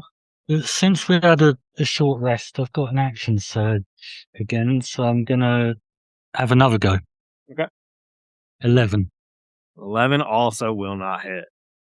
So yeah, So I'm just waving my pitchfork around, trying to hold him back. But Yeah. It's just the vertebrae just keep going between the tines every time you try to like thrust the head off. Like, The skeleton it's like just picks his head up and moves it. making xylophone noises as it goes up and down the rib cage. time after time. Time after time. All right, we go to Kellum. Kellum, you're standing in front of that doorway. What do you want to do? Oh well, it's Callum, but Oh, Callum, sorry. It changes Yeah. every day. I'm gonna come over here and I'm gonna grab, because I'm paranoid about getting the shit beat out of me again. So I'm gonna grab a couple of pitons and I'm gonna jam them up underneath. Well, actually, I guess would I have to do an investigation to see if that I see the footprints going into us. I'm assuming that the people are in there and like it's a false door or a false wall. Mm-hmm. So I'd probably grab a piton and hammer it under there so the door can't open back this way. Wow. Okay. Yeah, you can use your Hopefully, action to hammer it in there. Maybe like a survival check. Sure. Yeah. And hopefully I just thought about the door may swing the other direction. That would really kind of mess all this up, wouldn't it? It would be pretty funny. Survival is going to be, not bad. 16. Yeah, you're able to hammer it down in there. So it's not like, because the floor in here is stone, you're not able to like hammer it into the floor, but you're able to wedge it under there just as like a doorstop and kind of wedge it in. And That's exactly what I want. Yeah. Yeah, it seems like it'll probably make it way more difficult to. Okay. And then after that, then I'm going to go 1, 2, 3, get over here and see, I can go 40 feet. I'll probably go and do the full from one up and across. I guess, I don't know. Can I go that far? That may be too far from where I'm at. 30, that's about 40 feet. So what's your 40 movement? feet. 40. Yeah, you're good. All right. And then for my bonus action, I don't have one, so I don't think I'm going to do one. Okay. All right. Howie, it's your turn. All right. Your knife seemed effective. I think I inadvertently moved slightly too far on my last turn, but That's okay. It's all just. yeah, I meant to move 40 feet. However, You were sliding on the guts, so it's kind of like that's ice. right. Yeah, I've got no With traction. speed, yeah. You're about 40 feet back. It's all right. How he gets his mojo back and returns to Poke's side to sort of help fend off these zombies, skeletons rather, these bastard skellies, and swings his boat hook, aka a quarterstaff, over the top of his friend's shoulder to try and hit the skeleton that's in the doorway. Let's have a roll of that. See how successful he is. I am assuming an 8 does not hit. 8 does not hit. These However, skeletons are kind of tough. Would it count as flanking, or did the angle be too awkward coming through a threshold? It's not flanking only because he's not directly next to it. There's This is sort of a 3 or 4 bleak feet angle. off the side, yeah. Yeah. Okay. Not to worry. That's absolutely fine. Well, as a bonus action, we'll try and aim a kick through the gap. See if you can take out like the skeleton's knee or something. Okay. Throw a booger on him. An 18 for 6 18 bludgeoning hits. damage. Yeah. So you're able to kick the kneecap on one of these as it's coming through, and it's like, he's holding it off with the pitchfork and it's trying to run forward, and he's not even like stabbing it. It's like he has the pitchfork propped up against it and he's just holding it back. Like a man catcher. Yeah, and then you're able to run in there and kick it right in the knee for 6 damage, certainly. Cool. That will do for my turn then. All right. Which means it's the skeleton's turn. So that one that just got damaged is going to walk forward. It's going to try to attack Poke again. So the other 2 are going to move up behind it. So there's 5 of them total. And at this point, it looks like 3 of them are trying to shove their way through this doorway. That being said, they cannot all fit through with Poke standing in the way. So once again, only about 2 of them will be able to actually do an attack on you. So the first one is going to slash with one of its rusty swords. That's going to be a 9 to hit, and then the second one is going to get a 15 to hit. 15 hits. All right, so the second one manages to get through and hits you for 3 damage. Oh, that's not very nice. But that's it. So I'm not going to make you roll like a tetanus check or anything. I was going to say, we'll have to get that looked at. I'm sure you got the Tdap. So, Mac, it's your turn. I like how Poke is really a team player, like holding the door with his body with no health, basically. Yeah. So Mac's just going to do the same thing again, just keep firing. So I started blasting. So he starts blasting. Yeah. So Woo, 21 to hit. hits. So, absolutely. Should really copy and paste this to my computer. That's again 10 points on the first hit. Okay, now, man, you're rolling max damage. Yeah. A lot. That's And what then we need, another though. 3, so 13 in total. Oh, man, this mama. next one, you kill this one too. So the one that got kicked in the kneecap, what's it look like? Just popping heads. He's just popping heads. Yeah, he's just popping heads. Boom, this one gets shattered. It's like we're playing Sea of Thieves over here. This thing's like, its head just turns into dust. Amazing. And as a bonus action, he's going to do that kind of draconic cry thing. He basically got that from the long rest. He's just going to go, what? And basically any enemy that hears that, my party will get advantage until my turn again. Nice. So if they hear it. Yeah. I don't want to be too nitpicky, but does that require skin and an ear and a brain? It's up to you, DM. They should really tell us this information. They're magic skeleton. They are magic skeletons. They have magical hearing. Yeah. Okay. How do they stand up without tendons and muscles and ears? So on? Yeah. There's no skelly eyes to cry skelly tears. No, that's fine. They're not immune to it. So yeah, that makes sense. All right. You've seen skeletons dance, so they also listen to music. That's right. They feel it. They feel the vibrations. They love the Grateful Dead. Yeah, so it's Poke, Harry, and Skelly Garcia. One of them has Callum 4 fingers on their left hand. Yeah. Seems really good at guitar. All right. Anything else, Mac? And also, all right, Poke, it is your turn. They are now on you. So this one, sorry, I was gonna say this one closed the gap. So yeah, they're rushing up against you. You got that pitchfork ready to go. Get advantage. Right. So I've got advantage. So that's roll it twice and take the better one, right? Yep. Yeah, you have advantage on it. So either 13 or 20. Yep, that hits. I'll go with the 20. Wise choice, sir. Excellent choice, sir. And that does 9 points of damage. 9 points of damage. Okay, and you're just stabbing it with the pitchfork? Yeah, I'm trying to knock its head off. Okay, yeah, you hit it with that pitchfork. It's not quite dead, but you're definitely damaging it. Every time you hit it, you see some dust flying into the air. It's not dead yet. Not dead yet, sir. He might get better. Well, you'll not have been gravely wounded in vain. Well, he's already dead, isn't he? Come on, guys, don't tempt me to do a shitty British voice right now. He's not grateful. Oh, he's not that's very grateful. He is dead. He's not grateful. Can't quote Monty Python and then Dear make me sweet Concord. embarrass myself. Patsy. Okay. Yeah. You hit it. Anything else? Do you have a bonus action or anything like that? Nope. Not got anything else I can do other than hold the door.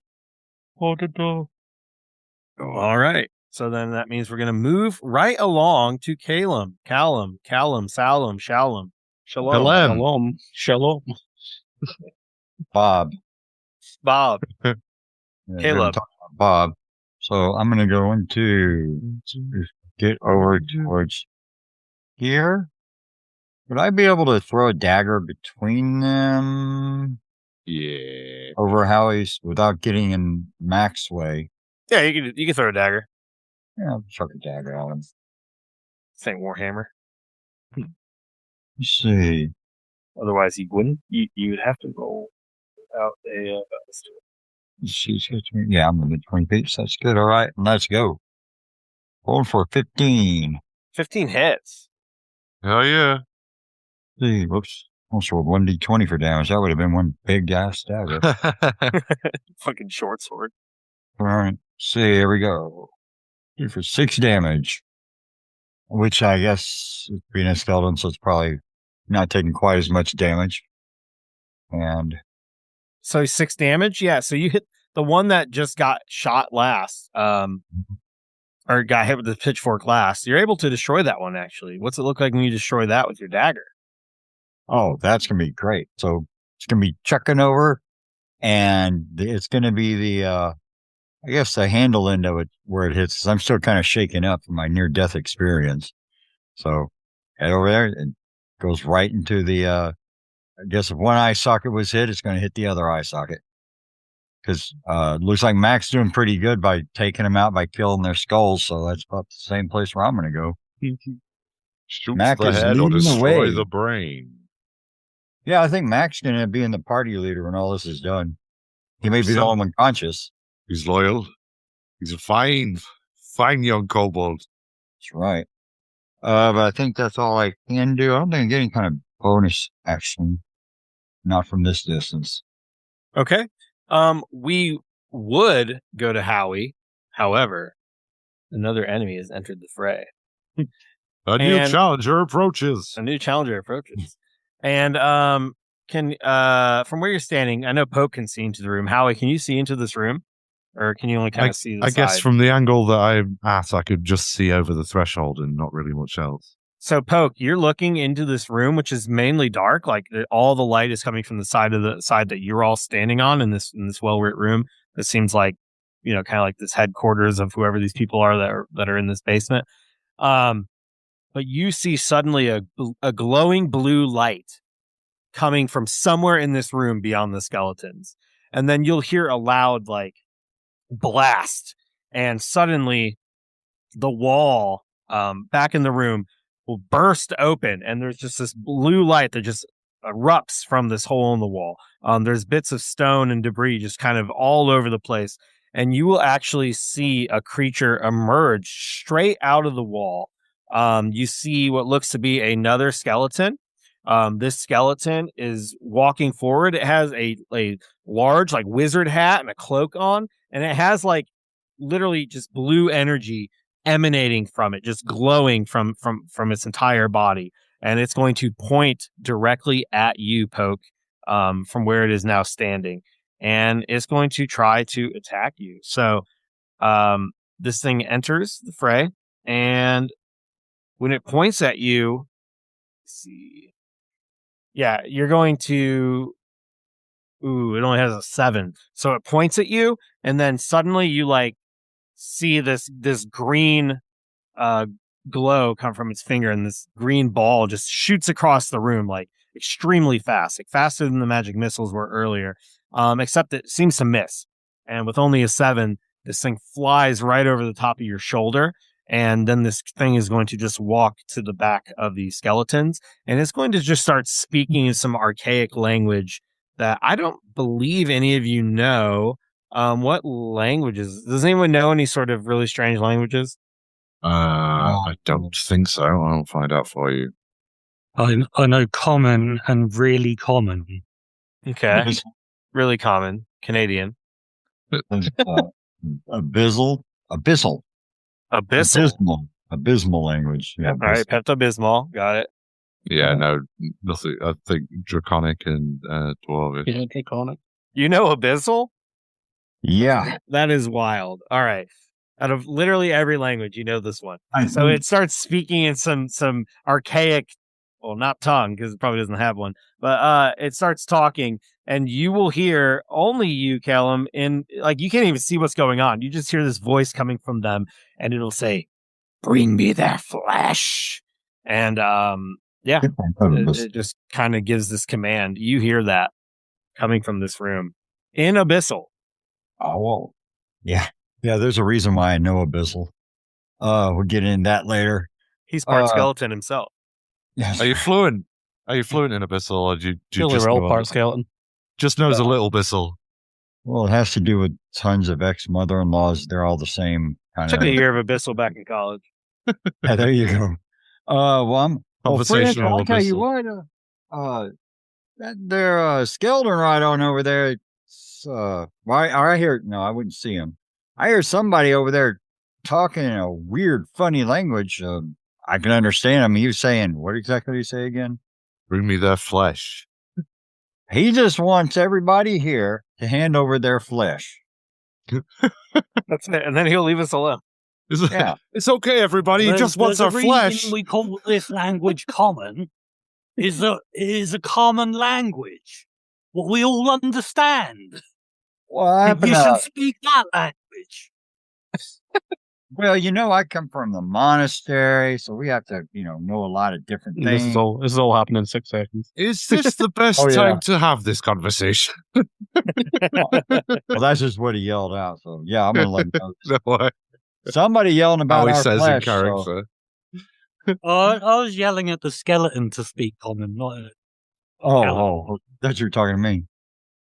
Ain't nobody understand that kind of thing anyway. Right. So yeah, that's what you hear, and we can move right on to Howie. Okay. Well, we're still nuzzled up on the threshold, so let's see. What I might do now that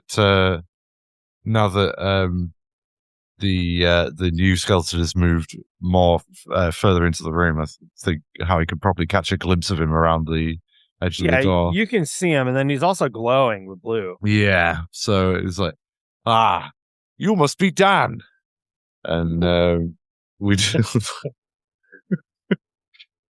Howie lashes out with his quarterstaff at the nearest skeleton and over the threshold. Here we go. A 23 to hit. That hits. I bet it does. That's he was using it in 2 hands, so that's 10 bludgeoning damage on the skeleton in the threshold. And if that don't do it, for a bonus action, we'll have an unarmed strike. Another roundhouse kick follow up. Nice. So 22 to hit for another 9 bludgeoning damage. Dang, yeah. So the first one was 10, you said, or 8? Correct. So it was 10. It was 2 quarterstaff in 2 hands and then a kick. Yeah. So you kick one of them, and when you crack its ribs, and it drops down to the ground in a pile of bones. And then the other one that immediately kind of fills in its place. There's only 2 of these left, and then the new one with the hat. You just hit that one for 9 more immediately. You're all handling these skeletons pretty handedly. What else? That would do it for me. That's my action, my bonus action. I'm not going to move. So that's the end of my turn. All right, so that makes it the skeleton's turn. So this one that you just kicked is going to lumber forward. They don't seem to feel pain. It's just they get hit and then they get stopped momentarily and then they continue droning on forward. The skeleton's going to go ahead and slash at Poke again. Poke is just a meat shield right now for these skeletons' short swords. That is a 7 to hit, and then the one behind it is going to swing for another 7 to hit. So I guess they both miss. That's pretty lucky. It's a turn it for the books. And we're turning up daisies. It's Mac's turn. Okay, so Mac's gonna move forward to basically just gonna move closer and kind of hide behind this front one, which is not quite snapping. He's gonna hide behind this first cop. I'll just roll for hide at the moment. Yeah, right, 17 to hide. Ooh, 17 hides. And he's gonna fire on shiny ghosty person. Oh, you're gonna try. Oh, you're gonna fire all the way on the new one, the one with the hat Yeah. and the Just glowing thread the roads. needle. Yeah, there you go. Thread the needle for us. So it's 19 to hit. 19. Yeah, that'll hit. Yeah. No, sorry, Right. that doesn't hit. That misses. 6 Only points of only damage. even numbers. 6 points of Six- damage plus sneak attack. So 8 points in total. On Ooh, ghosty okay. person. Not bad. Not bad. All right. Yeah, you shoot it for 8 damage, and it's still there. And then he's gonna move this way. Run off. Okay. Poke, it's your turn. These things are still coming at you. I'm going to have to chuck a turnip at him. I've got the regular skeletons in the way, so I'm not going to be able to hit the boss skeleton with spear, pitchfork. Unless you want to jump and throw it above their head or something. No, I'm going to chuck a turnip over their heads and see if I can knock his head off with a turnip. You got a Okay. stat block for a turnip. Yeah, it's you can make you can make a turnip attack. So I believe a turnip attack would be like an improvised weapon. Turnip attack. I don't see it doing more Yeah, than I 1 think damage, by just the way. be- 1 plus strength Uh. is how much damage it will do. Yeah, my strength bonus is +3, so Oh shit. it'll do 4 damage. That's pretty good. It's like a dagger. You know, lob a turnip at him. All right, yeah, go make a I get my dex bonus to hit as well, right? yeah, because you're throwing it. You should be proficient with turnips as well. Can I have a proficiency bonus on it? Turnip tossing champion 3 years in a row. I think honestly you should. Like you've already demonstrated earlier when you threw that turnip through the window and got like a nat 20 or something, and you like still got it from when you were a kid. So I think you are pretty good at throwing turnips. Plus that's your whole life. Roll for turnip. Well, I rolled a natural 1. That sucks. Go ahead and roll a D100. That makes sense. Yes. We just Oh, talked yes. it all up how good you are. 33. Oh, no. 33. Yeah, so you like get back, you like go to lob this turnip and you throw it, and the first skeleton just raises its hand, just spikes that shit down right in front of you. Your action has been wasted. Anything else? Nope. Gonna hold the door. All right. Yeah, that turnip got blocked. Turnip blocked. All right, we're at Callum's. Callum, Salem, Shalom. Right, man. Well, let me see here. Let's roll 20. Okay. Huh. See. Okay, I guess, oh. Can I see the bad guy all the way in the back? Hell yeah, you can. All right. He's all You glowing can see in him, blue yeah, and and he's stuff. glowing blue, yeah. All right, Shit's turning blue. well, let's see. I got darts. Yeah, that'd be terrible if you rolled so low. Turnips no longer exist in this world. Oh, that would be something. The famous Saltmarsh turnip light. Dustin's going to spend $20 to make all turnips stop existing. Well, I can't run up and hit him because Poke's there. Swipe for turnip. So, I do have any good spells? No spells. Okay. Then I will go ahead and chuck a dart at him. Do you have Eldritch Blast? Say again? Didn't you have Eldritch Blast? Who, me? Oh, I don't know Yeah. that spell. No, So I just got a couple little thought spells. you cast it in one of those previous combats, but I guess I was mistaken. No, what are you talking about? Me? No, man, I use my hands primarily. I got a couple little tiny spells, but not really that good. Yeah, so I got these little darts here. I think I'll chuck a dart at him. Okay. Go ahead and throw a dart. And whoops.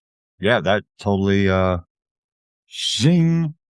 A natural 1. Well, you know my rules by now, right? Go ahead and roll a D100. See how poorly you failed. How well you failed? How much you failed. There you go. That's a neutral term. 53. All right. That's not too bad. Yeah, I think with a 53, you just missed. You throw that dart. Good thing you didn't roll really low. Or you might have hit someone else. Might have poked. You roll a 53. Yeah. So yeah, you just missed that natural 1. You throw that dart and it doesn't even make it through the doorway. It hits right above it. All right, so let's see. What bonus action that I can do here? No, I've already done that. Nope. Well, damn. Looks like I missed again. I guess there's oh, that's right. I can't do anything anyway. Yep, that's about all I'm gonna do. All right, then we'll move next in initiative, which means it is the glowing skeleton with the wizard hat's turn. All right, so it is their We're turn. addressing the nation. I'm addressing the nation. And then suddenly, yeah, this thing is going to move forward and poke. You were right there. It's going to point its hand at you one more time. Actually, yeah, I guess it was poke last time. Yeah, it's going to poke. It's going to point its hand at you again. And once again, you see that kind of green glow on the tip of its finger. And it's going to attempt to cast something at you for a 19 to hit. And this green glowing dot appears and it shoots at you, not unlike Frieza. And this thing flies across and hits you right in the chest, and you take 8 acid damage. Whatever it is looks like light until it hits you, and then it just starts burning through your skin. Bloody hell. Are you still standing? Yeah, I'm still standing. All right, you're still Better standing. than I ever did. Do I need to get this acid off? Does it stop? It doesn't seem like it's not like alien. It's not like burning through all 3 levels of the hull or something. It just hits you in the chest and you're like, and yeah, it just burns you. But that is it. Honestly, just standing in this doorway is the most effective strategy ever. This is kind of crazy. All right, so that means we move to Howie. So Howie, it's your turn, and I won't do the joke this turn like every other time.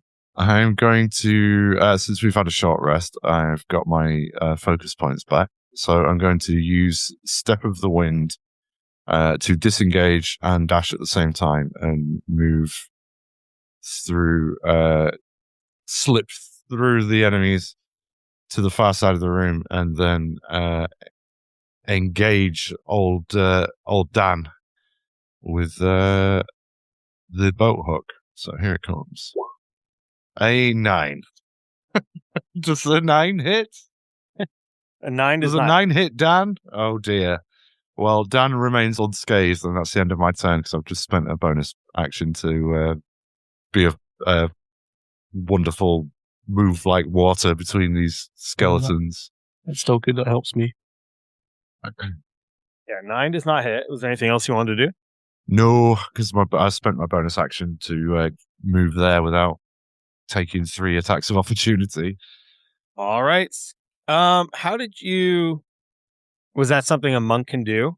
It was Step of the Wind, so I took the disengage and dash actions at the same time. And you can move through enemies that way?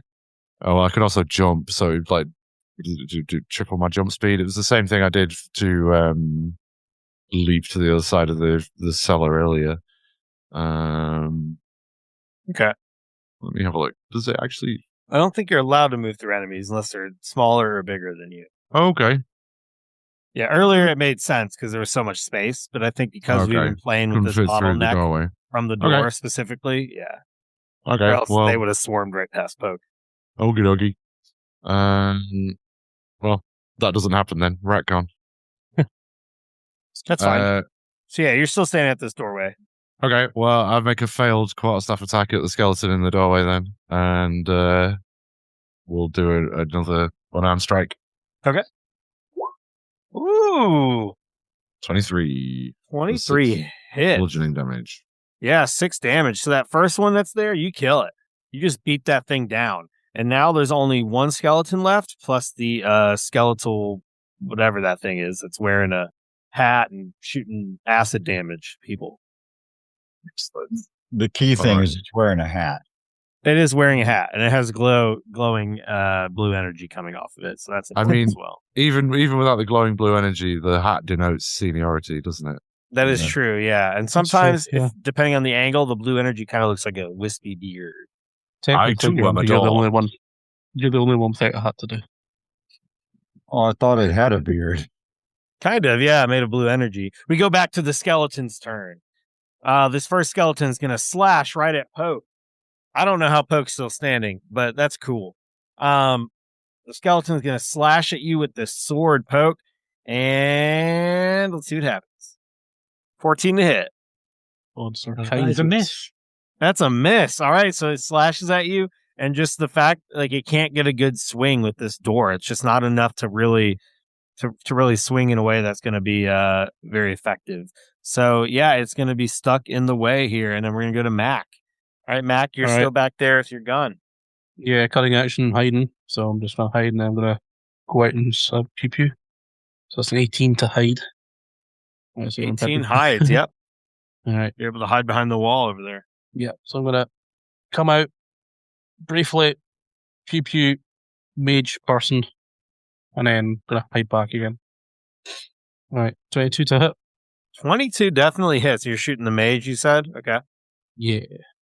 All right, here we go. Hey, you don't know it's a mage. It could just be a skeleton with a hat that shoots dirty All right, acid that's bombs. maximum damage again on that attack. And sneak attack. All right, 10. 10 plus 5, so 15 points of damage. Shit. All right. And then I'm going to run back behind the corner there. You shoot him, and you shoot him so hard that his head snaps back. You hit him right in there, right in the throat, and right there at the top part of the spine. The head snaps back. The hat falls off.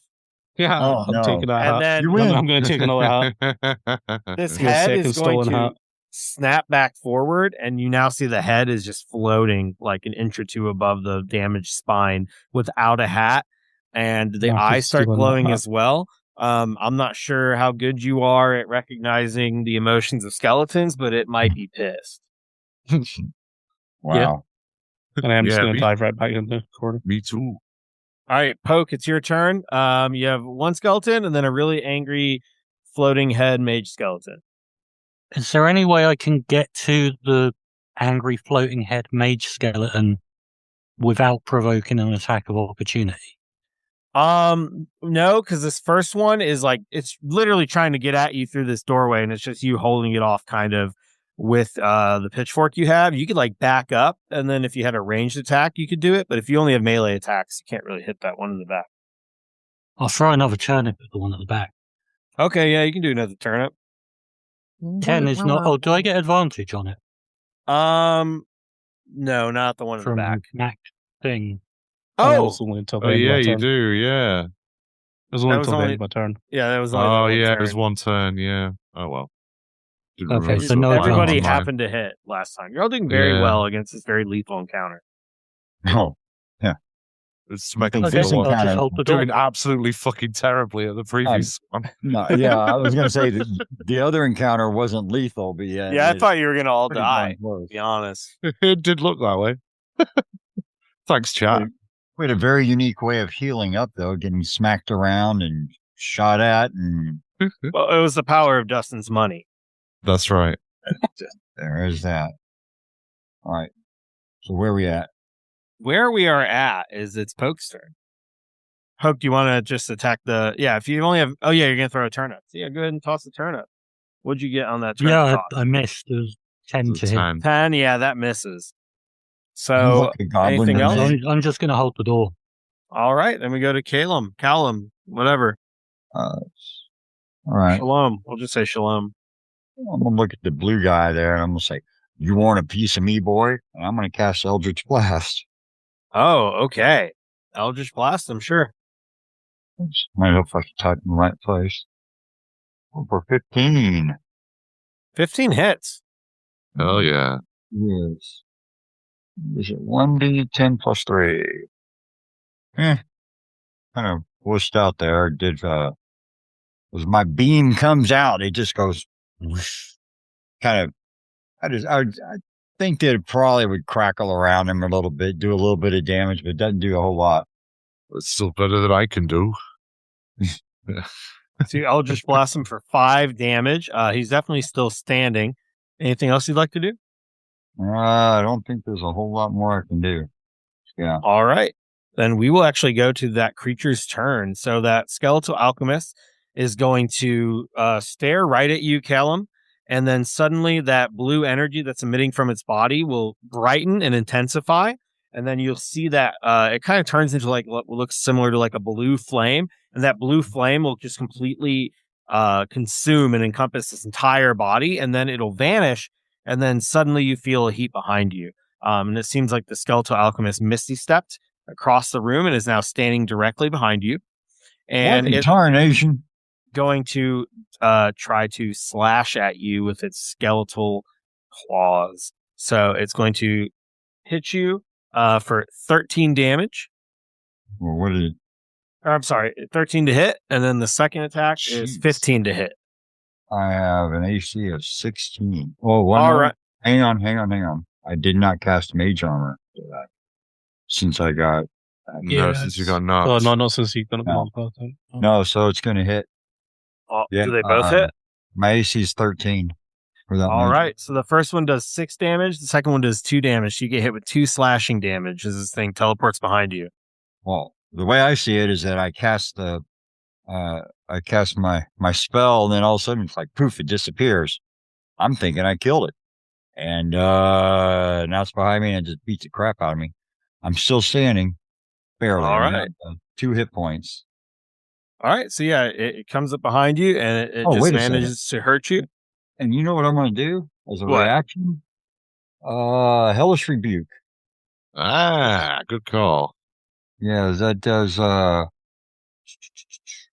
2d10 fire damage, half to save. Now, I haven't cast this in a long time, so I still have to roll. Do I roll an attack or no? He does a save. He on it, does right? Save. Save, yeah. Roll 2d10, and do I add my no, it's a straight 2d10. I don't have anything for charisma on that, do I? So I think it's just 2d10. Yep. Just 2d10. 2d10 fire damage. Save is dexterity. And it's DC 13. All right. Dexterity save. All right. And then that means that let's see, just a dexterity save. He's going to have an advantage on that. So it's going to be a 14. And that would do it. So he only takes 5 fire damage. 5 damage. All right. So you hit him for 5 fire damage. It doesn't quite kill him, but it does seem like you hurt him quite a bit. It's going to actually recoil, and you notice that the cloak it's wearing is actually singeing a little bit. So, yeah, I think you did pretty good. Yeah, you're still standing. It's like you're a true survivor feeling like a little kid. Anything else? Yeah, probably piss my pants. But nope. Real piss. All right, Howie, Roll it's your piss. turn. You saw this thing like it was just a flash of Howie. blue energy, and it's like across the room. Well, Harry's gonna lash out with a kick, first of all, at the skeleton that's in the doorway up on his best friend now, Poke. Does an 11 hit? An 11 does not hit. I didn't think it would. Having whiffed that, gonna return to the boat hook. All reliable. A 19 Ooh, 19 does hit. for 9 bludgeoning damage wielded in 2 hands.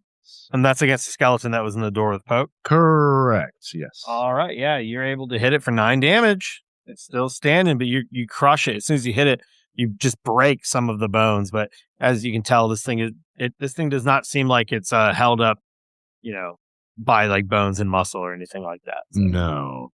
Animated by some hellish will. Correct. Right, yeah, that'll be all from me, thank you. All right. That makes it the skeleton's turn. That skeleton's going to rush towards you, Poke. It is angry. And it's going to try to slash you like it has this whole time. So it's going to swing at you with a short sword. And that is only a 10 to hit. Man, their rolls are ass. Tonight it's gonna slash you Poke's- like it's Poke's 90. favorite- Yeah, I'm not favorite- really worried about these skeletons. Folks' favorite terrain is doorways, apparently. Yeah, this is it. He's a bouncer. What do you do to dodge this thing? I mean, all of them keeps like stabbing you and slashing at you, and you just manage to dodge like every time. He's like, ID, please. No, you're not getting in. Favorite enemy, calcium. Ah. That was good. All right, so yeah, it misses, and we go to Mac's turn. All right, so I get advantage because it's attacking Caleb, and Caleb's attacking him. Okay. Within 5 feet. Yeah. All right, let's go. Natural 20. Damn, natural 20. Here we go. That's 2d6 is 4, so that's 12 points of damage in the attack. And then sneak attack also gets doubled. That's 9 Another 4 points of damage. 16 points of damage. And this is against the one wearing it. Well, the one that dropped its hat. Dan. Yeah. Mage. The What's it famous look Dan. like when you kill the mage? So, Caleb, he's going to see Caleb kind of getting wailed on, and kind of Caleb must have like dropped down to one knee or something, and Mac kind of spins his gun and just like takes aim, and then just fires. Boom. All right, you hit that thing, and it's going to just drop into a pile of bones. And not unlike Obi-Wan Kenobi, it's just a cloak laying on the ground now. With a hat. Got it. Well, the hat's been dropped. The hat's in the other. That's room back in right the now. room. Mac is going for that hat. He's Mhm. proficient in hat stealing. He just immediately moves across the room towards the hat. I know he will do that after the battle. Oh, okay. So you're still behind the wall. Yeah. Okay. Great. Wonderful. Anything else? I'll just roll to hide. Doesn't say any point. But Roll for hide. why not? A podcast with all rogues. Roll for hide. 24. 24 hits. I'm sorry, 24 hits. The shadows. 24 succeeds. 24 hits the shadows. 24 hits the wall. Yeah, all right. 24 is successful. So yeah, you're able to hide, and we'll go to Poke. Poke, there's only this one regular skeleton left, and you know it's already been damaged. Muted. So what would you like to do? Poke is muted. Oh, he's eating turnip right now. He's got a mouth full of turnips and can't really talk. All right. I think you missed your calling. An Uh, 8 does not Assault hit. we're going. 8 misses. So yeah, I guess he's distracted by that turnip in his mouth, and yeah, you just swing and that does not hit. Swing and a miss. Is there anything else you'd like to do? Still muted. I assume he's holding the door. We will go to Caleb's turn. Well, my turn already, huh? It's already your turn. Yeah, Oh, we're sorry, moving I through. just realised I was muted. There you go. Was there Yeah, anything else you were doing, You were Poke? muted, but that's okay. I think we guessed at what you were wanting to do. Was there anything else you wanted to do after Yeah. you missed that first attack? No, just holding the door. Okay, Excellent. wonderful. Callum, your turn. Yeah, Poke's over here holding the door, eating a turnip. It's Caleb, but that's okay. He I'm can't gonna hear me. Do another Eldritch Blast. Wait. Barry? Okay. Yeah.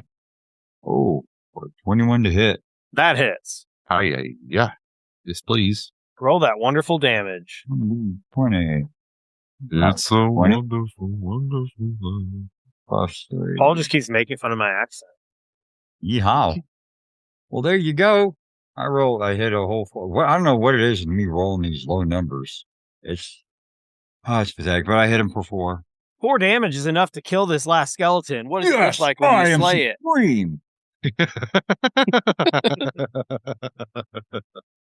I'm just glad that I got out of a battle that I'm not half dead on. Well, never mind. I'm almost You are half dead, yeah.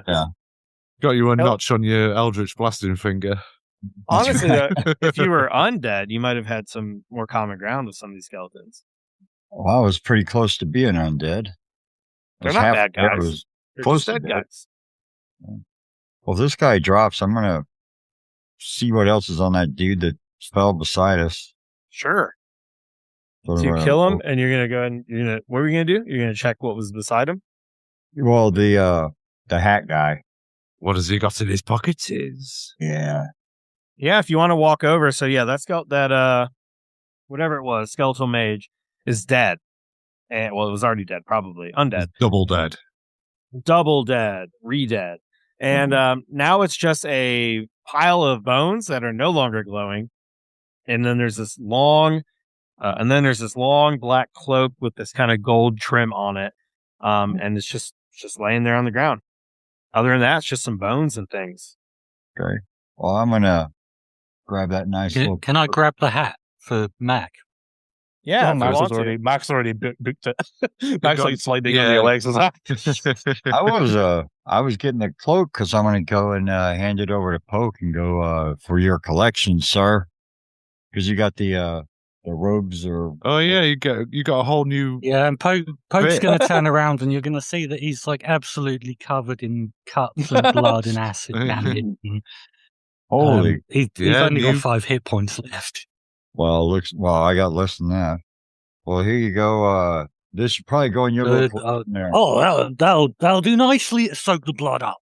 I'll take it and just start mopping up all the blood on myself. Was this a tattered cloak, or did it look like it was? With fancy gold It is, embroidery. Yeah, inside the cloak. So you're searching it, right? Are you just are you taking the cloak, or are you just kind of like seeing if he had anything else on him? Well, I was originally just checking to see what all he had, but I was going to give Poke the cloak itself. Yeah, as you're searching at first, it's just bones. You lift up Yeah. the cloak, and then you realize there's actually something pretty heavy in the pocket. And you look in the pocket, and you find a large red gemstone. The gemstone seems to be glowing from the center, and it seems like there's like as you stare at it, there's like a twinkle, almost like there's like a living flame in the very center of this gemstone. Does it look like the gemstone thing that we got upstairs? Do I? No, this does not look like something any of you've ever seen. Do I hear any voices? Well, not except for the normal ones. You can make an Arcana check though if you'd like. All right. Arcana has. Oh, yeah, she's proficient, so I guess +1 for that. 13. 13. You're looking at this thing, and you're not sure what it is, but you know it has arcane power coming off of it. Whatever this stone is magical. How bright is the light? It's shining. I mean, it probably provides about the same light as a torch. All right. Because we hey, gentlemen, I think I I was going to go there, but you beat me to it. Sorry. It was queued up. I was getting ready to go.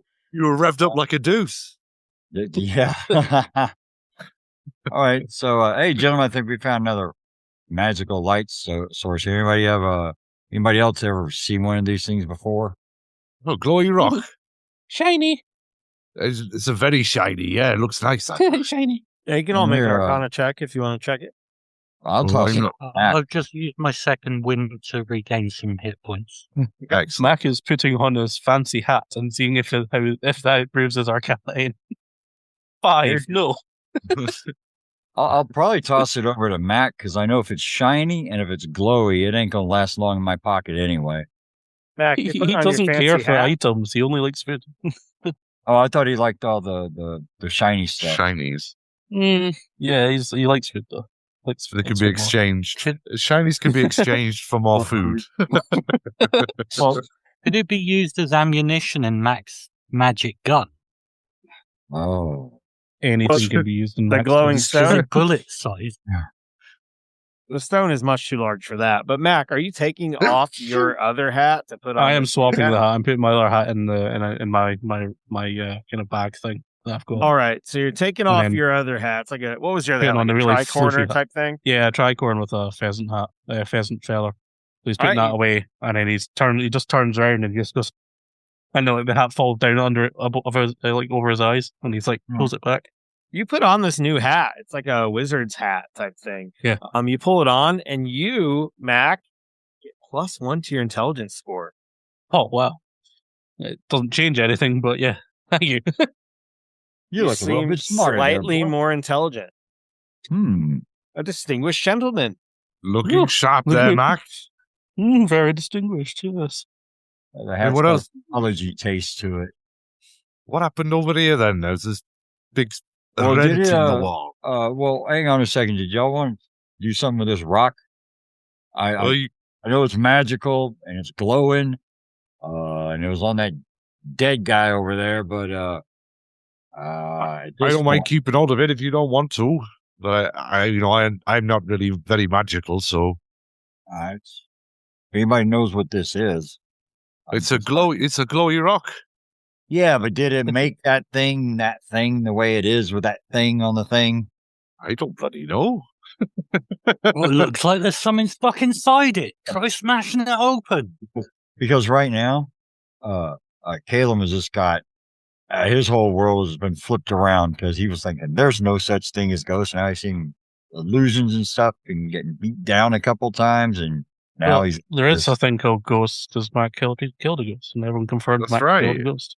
Well, I'm saying in his own mind, so he has no idea. Oh, okay. Everything's a threat at this point. It's demonstrably true that the magic gun kills ghosts and undead things. We've seen it repeatedly. It's got Yeah, it's And got it a heals 100% track record as far as Oh, we and know. it also dispels magical darkness. That's right. It's got a 100% You record also of know solving that everything. jack-o'-lantern definitely protects you from ghosts and skeletons. That's right. And we Because also I know just that stood in that doorway with my jack-o'-lantern and I'm perfectly fine. it's fine. Yeah. Well, I'll tell you what I'm going to do real quick is I'm casting mage armor. To my AC back up to 16. Yeah, if nobody else wants this boy rock, I'll pocket it. I thought you Or were going maybe- to Mac, but yeah. Oh, you know Mac doesn't what? care. No, you know what? I'll cast mage hand and I'll just have it carry the rock around since it be potential light glowing. source. Yeah, why not? Hey, you know what? Maybe if we run in, hang on, I gotta change my tone. Maybe if we run in and somebody has this light floating behind them, that'd look like really eerie. Maybe you could show up and poof and scare the crap out of whoever. Because there's some other people that ran over behind that other door. I stuck a piton in it, keep it from opening back this way. Oh, yeah, the other dwarf and what have you. The ones yeah, that there's some we were footprints fighting. going out over there.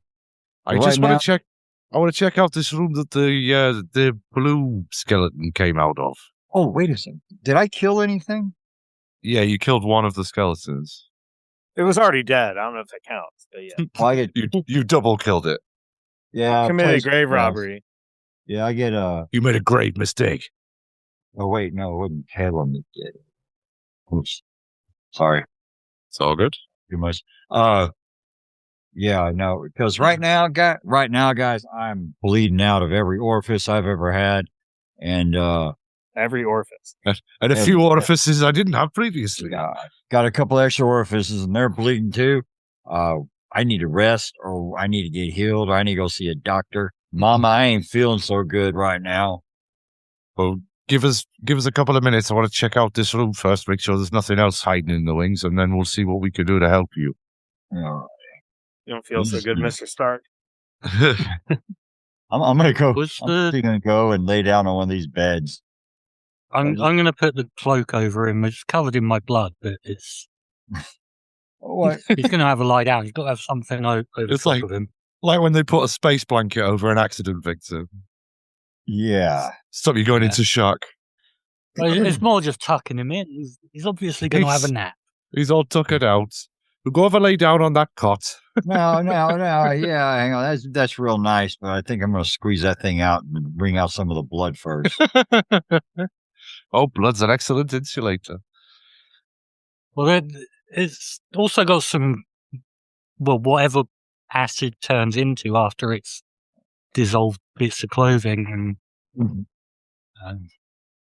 Well, it's not just blood. I mean, it's Yes. pretty manky. while I'm laying here, I'll just be looking at this floating rock. Chloe, it's pretty. All children go into the light. Is there anything in this room that the wizard Skelly burst out of? Yeah, when Mac and Howie walk into this other room, you do notice a few things. So there's no longer a light in here. Did one of you have a torch or something with you? I mean, I've got dark vision. But Yeah. Dark vision or that stone? Who's holding that stone that was found? Does Kalen still Think- have it? I think Yeah. Caleb held onto it. It's hovering beside me somewhere. Oh, okay. So yeah, this room is pretty dark. But if you had a light source, you can see a little bit better. Well, I Yeah, mean, hey, my Hey, if character, it's Howie, real go- dark in there, if it My just character happens to sheet- be really dark, go and grab a stone. my character sheet says I have dark vision as well, but Okay. previously established that I didn't have dark vision, so I'm quite happy to just not have it. That's It's okay. very dark Gandalf. in here. I've got a You both lantern go in as there. well. Yeah, I got a and bunch then of, you light- picked up a lantern. I Yeah. picked up a whole bullseye lantern. Picked up your so- fancy shot. Yeah, sure, you can there's- light that bullseye lantern, and it engulfs this room in light. And between that and the dark vision, you're able to see pretty well. What you see is a mainly empty room. There's some benches on the side, and then it almost looks like a small classroom. There's like 4 benches, and at the very end is a table with a chair pulled up next to it. Everything in this room looks quite old. And sitting on the table, you see that there's a book laying on the table, and beside it is a candlestick that is gone. Like, it's just like the base of it that's supposed to hold it with wax melted all over the table. Dust is crusted everywhere. This room does not look like it's been entered in many, many, many years, even with this dim lighting. And yeah, you just see that the book is there, and then beside the book, there's actually a couple items sitting on this table. You see what looks to be a skull. Looks like a human skull, except even with this torchlight, it just seems to be reflecting light back at you. It looks like maybe the skull is made of some sort of metallic material. It's bouncing all this torchlight off of you. Beside it, you see what looks like an apple. The apple seems to be doing the same thing. It looks like it's made of some sort of metal and it's just reflecting the torchlight. You see what looks like a large flower laying beside it, like a fully, just like a full flower with the stem and everything. And then that's also seems to be made of metal, reflecting some sort of light. And then you actually see like discs laying all over the table. There's like 5 of them, and they also seem to be made of the same metallic material. And all of them, just the moment you light that lantern, are reflecting this light back at you, even from a couple feet away. Wow, these are super shinies. They're very shiny here. They're very shiny. And there's a Some book kind of as well. alchemist. That's a big word. This must be Dan's diary. And then how he picks up the book and opens it. You look at the book, and it's actually Dangerous. written in common. There's no title on the cover, but when you flip over, it's kind of like made of like what is it, vellum or whatever. You open vellum. it and you look in there, and on the front, it actually says, "Written in common, the secret of the Philosopher's Stone." And as you flip through the book, there are some words you recognize. There's many you don't. It's just like such a high level of jargon. You're like, it's just kind of above your head. There are diagrams and all sorts of things. This book, like, it looks very complex, but it seems to be about creating a philosopher's stone. Cool. Howie has no idea what any of that means, but he picks up all the metallic objects and puts them in his pack. Yeah, so you grab this as you pick it up and you notice it, it feels heavy too. You feel like now that you're this close, you're holding in your hand like a solid gold skull, a solid gold apple, a solid gold rose, and then all these discs also seem to be made of just solid gold. Cool. I'm going to keep that to myself. Oh, nothing in here, lads. Nothing of worth noting. No food. Just a couple of baubles. I got a hat. Didn't they tell us that like 2 gold a month is what the economy is? Yeah, like a gold a week, yeah, for an average worker, so like a dock worker. So you could actually cash those in and just buy this house, probably. you probably buy half the town, I guess. But yeah, how he's not letting anybody else know? Mac knows obviously because he's in the room, but Mac doesn't care about. You saw this, right? Yeah. Mac doesn't care about shinies. Mac's like, oh, the apple can't be eaten. Yeah, Howie offers it to Mac, but Mac can comment. Mac would comment on shinies, but like not very loud because he knows that Howie's being kind of quiet when he's in here. So he's like, shinies. Howie becomes dictator of Saltmarsh, his own private army. Is there anything else you wanted to do? Did you want to look further into the book, or you can do an Arcana check if you wanted to? Yeah, I guess we'll just know more about it. I mean, Howie is not arcanely inclined, really. Arcanically. So I don't think it would. Yeah, I don't think it would occur to him to do that. But he can read, although his intelligence is 8. Well, we'll see what happens. He'll just have a leaf through it just to see if there's anything, if he sees anything that particularly stands out to him. I mean, he read the door as danger, so. Yeah, with the 4 that you rolled, it just seems way over your head. You're like, I understand like 1 of every 5 words, but yeah, you're not sure. Mac roll, and Mac's just like, book. Like philosophers, aren't those people that get paid to write books and teach classes? Yeah, I don't know. I mean, I couldn't make head or tail of that letter either. So I got a hat. Are you taking the book as well, or just leaving it? No, I'm going to take the book as well, just in case. Okay, it may be useful. So you collected the hat. Did anyone take the robe? The robe that the skeletal creature, the skeletal mazes the robe. Yeah, the robe is on. The robe got used to cover up Calum. That's right. Okay. So it's a blanket right now.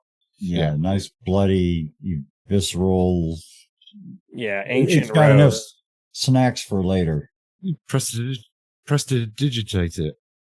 That's a good point. I have that, and I didn't even think about it. Yeah, I like that idea. I'm going to prestidigitate that robe to be all nice and pretty. Make it nice and clean.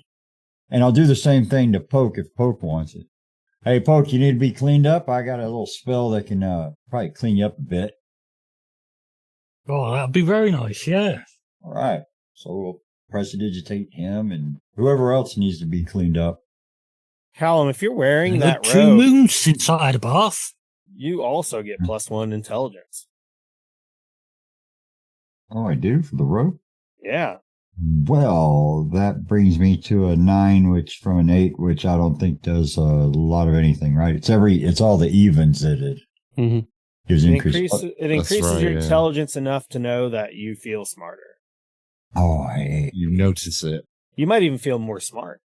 Do I feel smart enough to get up and run out of this crazy place? That's up to you. So yeah, you're all in this room. Did you all want to take like an official another short rest, or what would you like to do next? I will say Caleb did notice that the bloody footprints were leading to that door earlier, or what you would assume is a door. They just seem to go right into the wall. But other than that, like it doesn't seem like there's much more hidden here. Do we get how many hit dice? We'll need a short rest. Yeah. Since we're able to have one. And we've got some comfy beds here. We can have a sit down, eat some turnip. Yeah. I'm just thinking, actually, I mean, how long do we think it's going to take for the rest of that stew to be finished? Oh, I'd say probably a couple of hours. Huh? Oh, right. Well, I'll leave that in your capable hands. I'm just starting to feel a little bit peckish. Mind you, there was some food already in here, wasn't there? Yeah. I'll just need until it's ready, I'll just have a snack on some of this cold cuts. Some cheese. Lovely. Wine and cheese. I'm already at full health, but I will take the short rest. All right. Well, how many hit dice do we get when we take short rest? Because we did 1 earlier. 2. 1. So you get 2. You get 2, sorry. Yes, of course you do. Yeah, you can use as many as you want, I believe, for short rest, but you just have whatever level you are, you have that many until you take a long rest, and then you regain them. Yeah. All right. Oh, bloody hell, I could have regained 19 hit points. So, like, you could do all of them at once, or you can save them, or, yeah. Let's see, where's my con? +2. E8? Yay. So what does it look like in this 30 minutes or so that you spend in this short rest? You all just kind of, there's still all the meat and cheese you found here, some of the wine, you have plenty of beds, all that kind of stuff. Yeah. Go ahead. Yeah, Mac was kind of going back to where he was on the steps and just kind of looking at the steps. Okay. So Mac, you're spending this time going up the steps. Did you want to go up them and investigate the top, or what do you want to do? We'll come back to me, I guess. Okay. Harry's just sat at the table with his feet up on it, drinking a bottle of wine.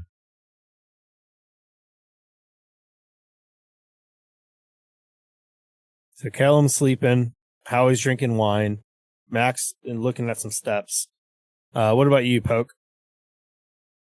I'm going to sit on one of the beds and eat some turnip. Okay. So yeah, you all are able to relax here for about 30 minutes. It doesn't seem like anyone else is doing anything other than resting. Mac, did you want to use this time to investigate, or do you want to wait for everybody? At the end of the short rest, I would just because Mac doesn't really need to do anything because he never got hit, so he's just so munching and wandering around, kind of. About 30 minutes pass, and you all are able to recover a little bit of health. And yeah, your short rest is over. What else would you like to do at this point? You haven't heard any sort of disturbances or anything. Yeah, so then Mac was just gonna. Was there a door at the top of the steps, or was it just steps? There is, yeah. It like goes up, and then it's like flat. Like it looks like there's like a trapdoor that you'd have to open from below. Sure. Kind of like entering an attic or something. Right. Is there a ladder up, or is it one of these ones where you need to be a tall person to? No, you can just take the steps right to the top, and then you'd actually have to like crouch or something once you get to the kind of the crest of the stairs. All right, so Mark will just kind of, gonna check up the stairs, and then just walk up the stairs. All right. So yeah, Mac, you go up and you reach it and you feel it, and it's like locked at first, but then when you look over to the side, you notice there's like a slide, like a bolt lock. Like from this side, all you have to do is slide it. But from the other side, it would have been unlocked. So if you'd like to unlock it, you can. You just pull a little metal slide across, it unlocks, and if you were to push it open, you pop your head through the top, and you're looking around, and what you get is a strong smell of some turnip stew. And you find that you are directly in the room above where you all murdered a man with some stew. And that's not what happened. That is where we're going to go ahead. That's not what happened at all. That's where we're going to end this episode of Quest Q. Nice. You can't prove anything, Jeremy. So yeah, thank you everybody. This is the end of this episode. Unfortunately, you're going to have to wait one more week to see what happens after this.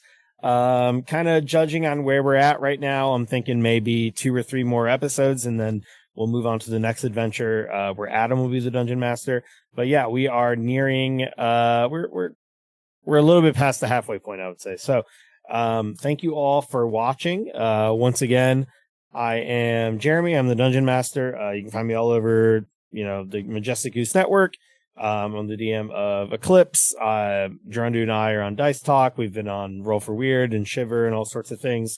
That's all I really have to plug right now. I guess my number one thing is if you enjoy the show, just go ahead and tell your friends about it. Tell them to tune in and watch Quest Q every Friday. If they're not able to make it, they can always go back to the Twitch later and watch the stream again, or they can download the podcast. We've been releasing this as a podcast, so go ahead and search for Quest Q wherever it is you like to find your podcasts.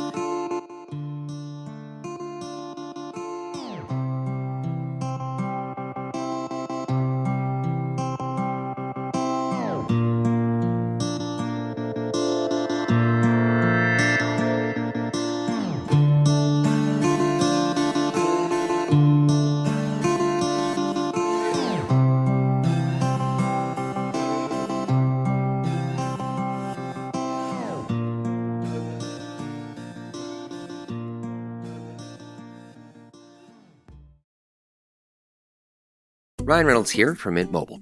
I don't know if you knew this, but anyone can get the same premium wireless for $15 a month plan that I've been enjoying. It's not just for celebrities. So do like I did and have one of your assistants switch you to Mint Mobile today.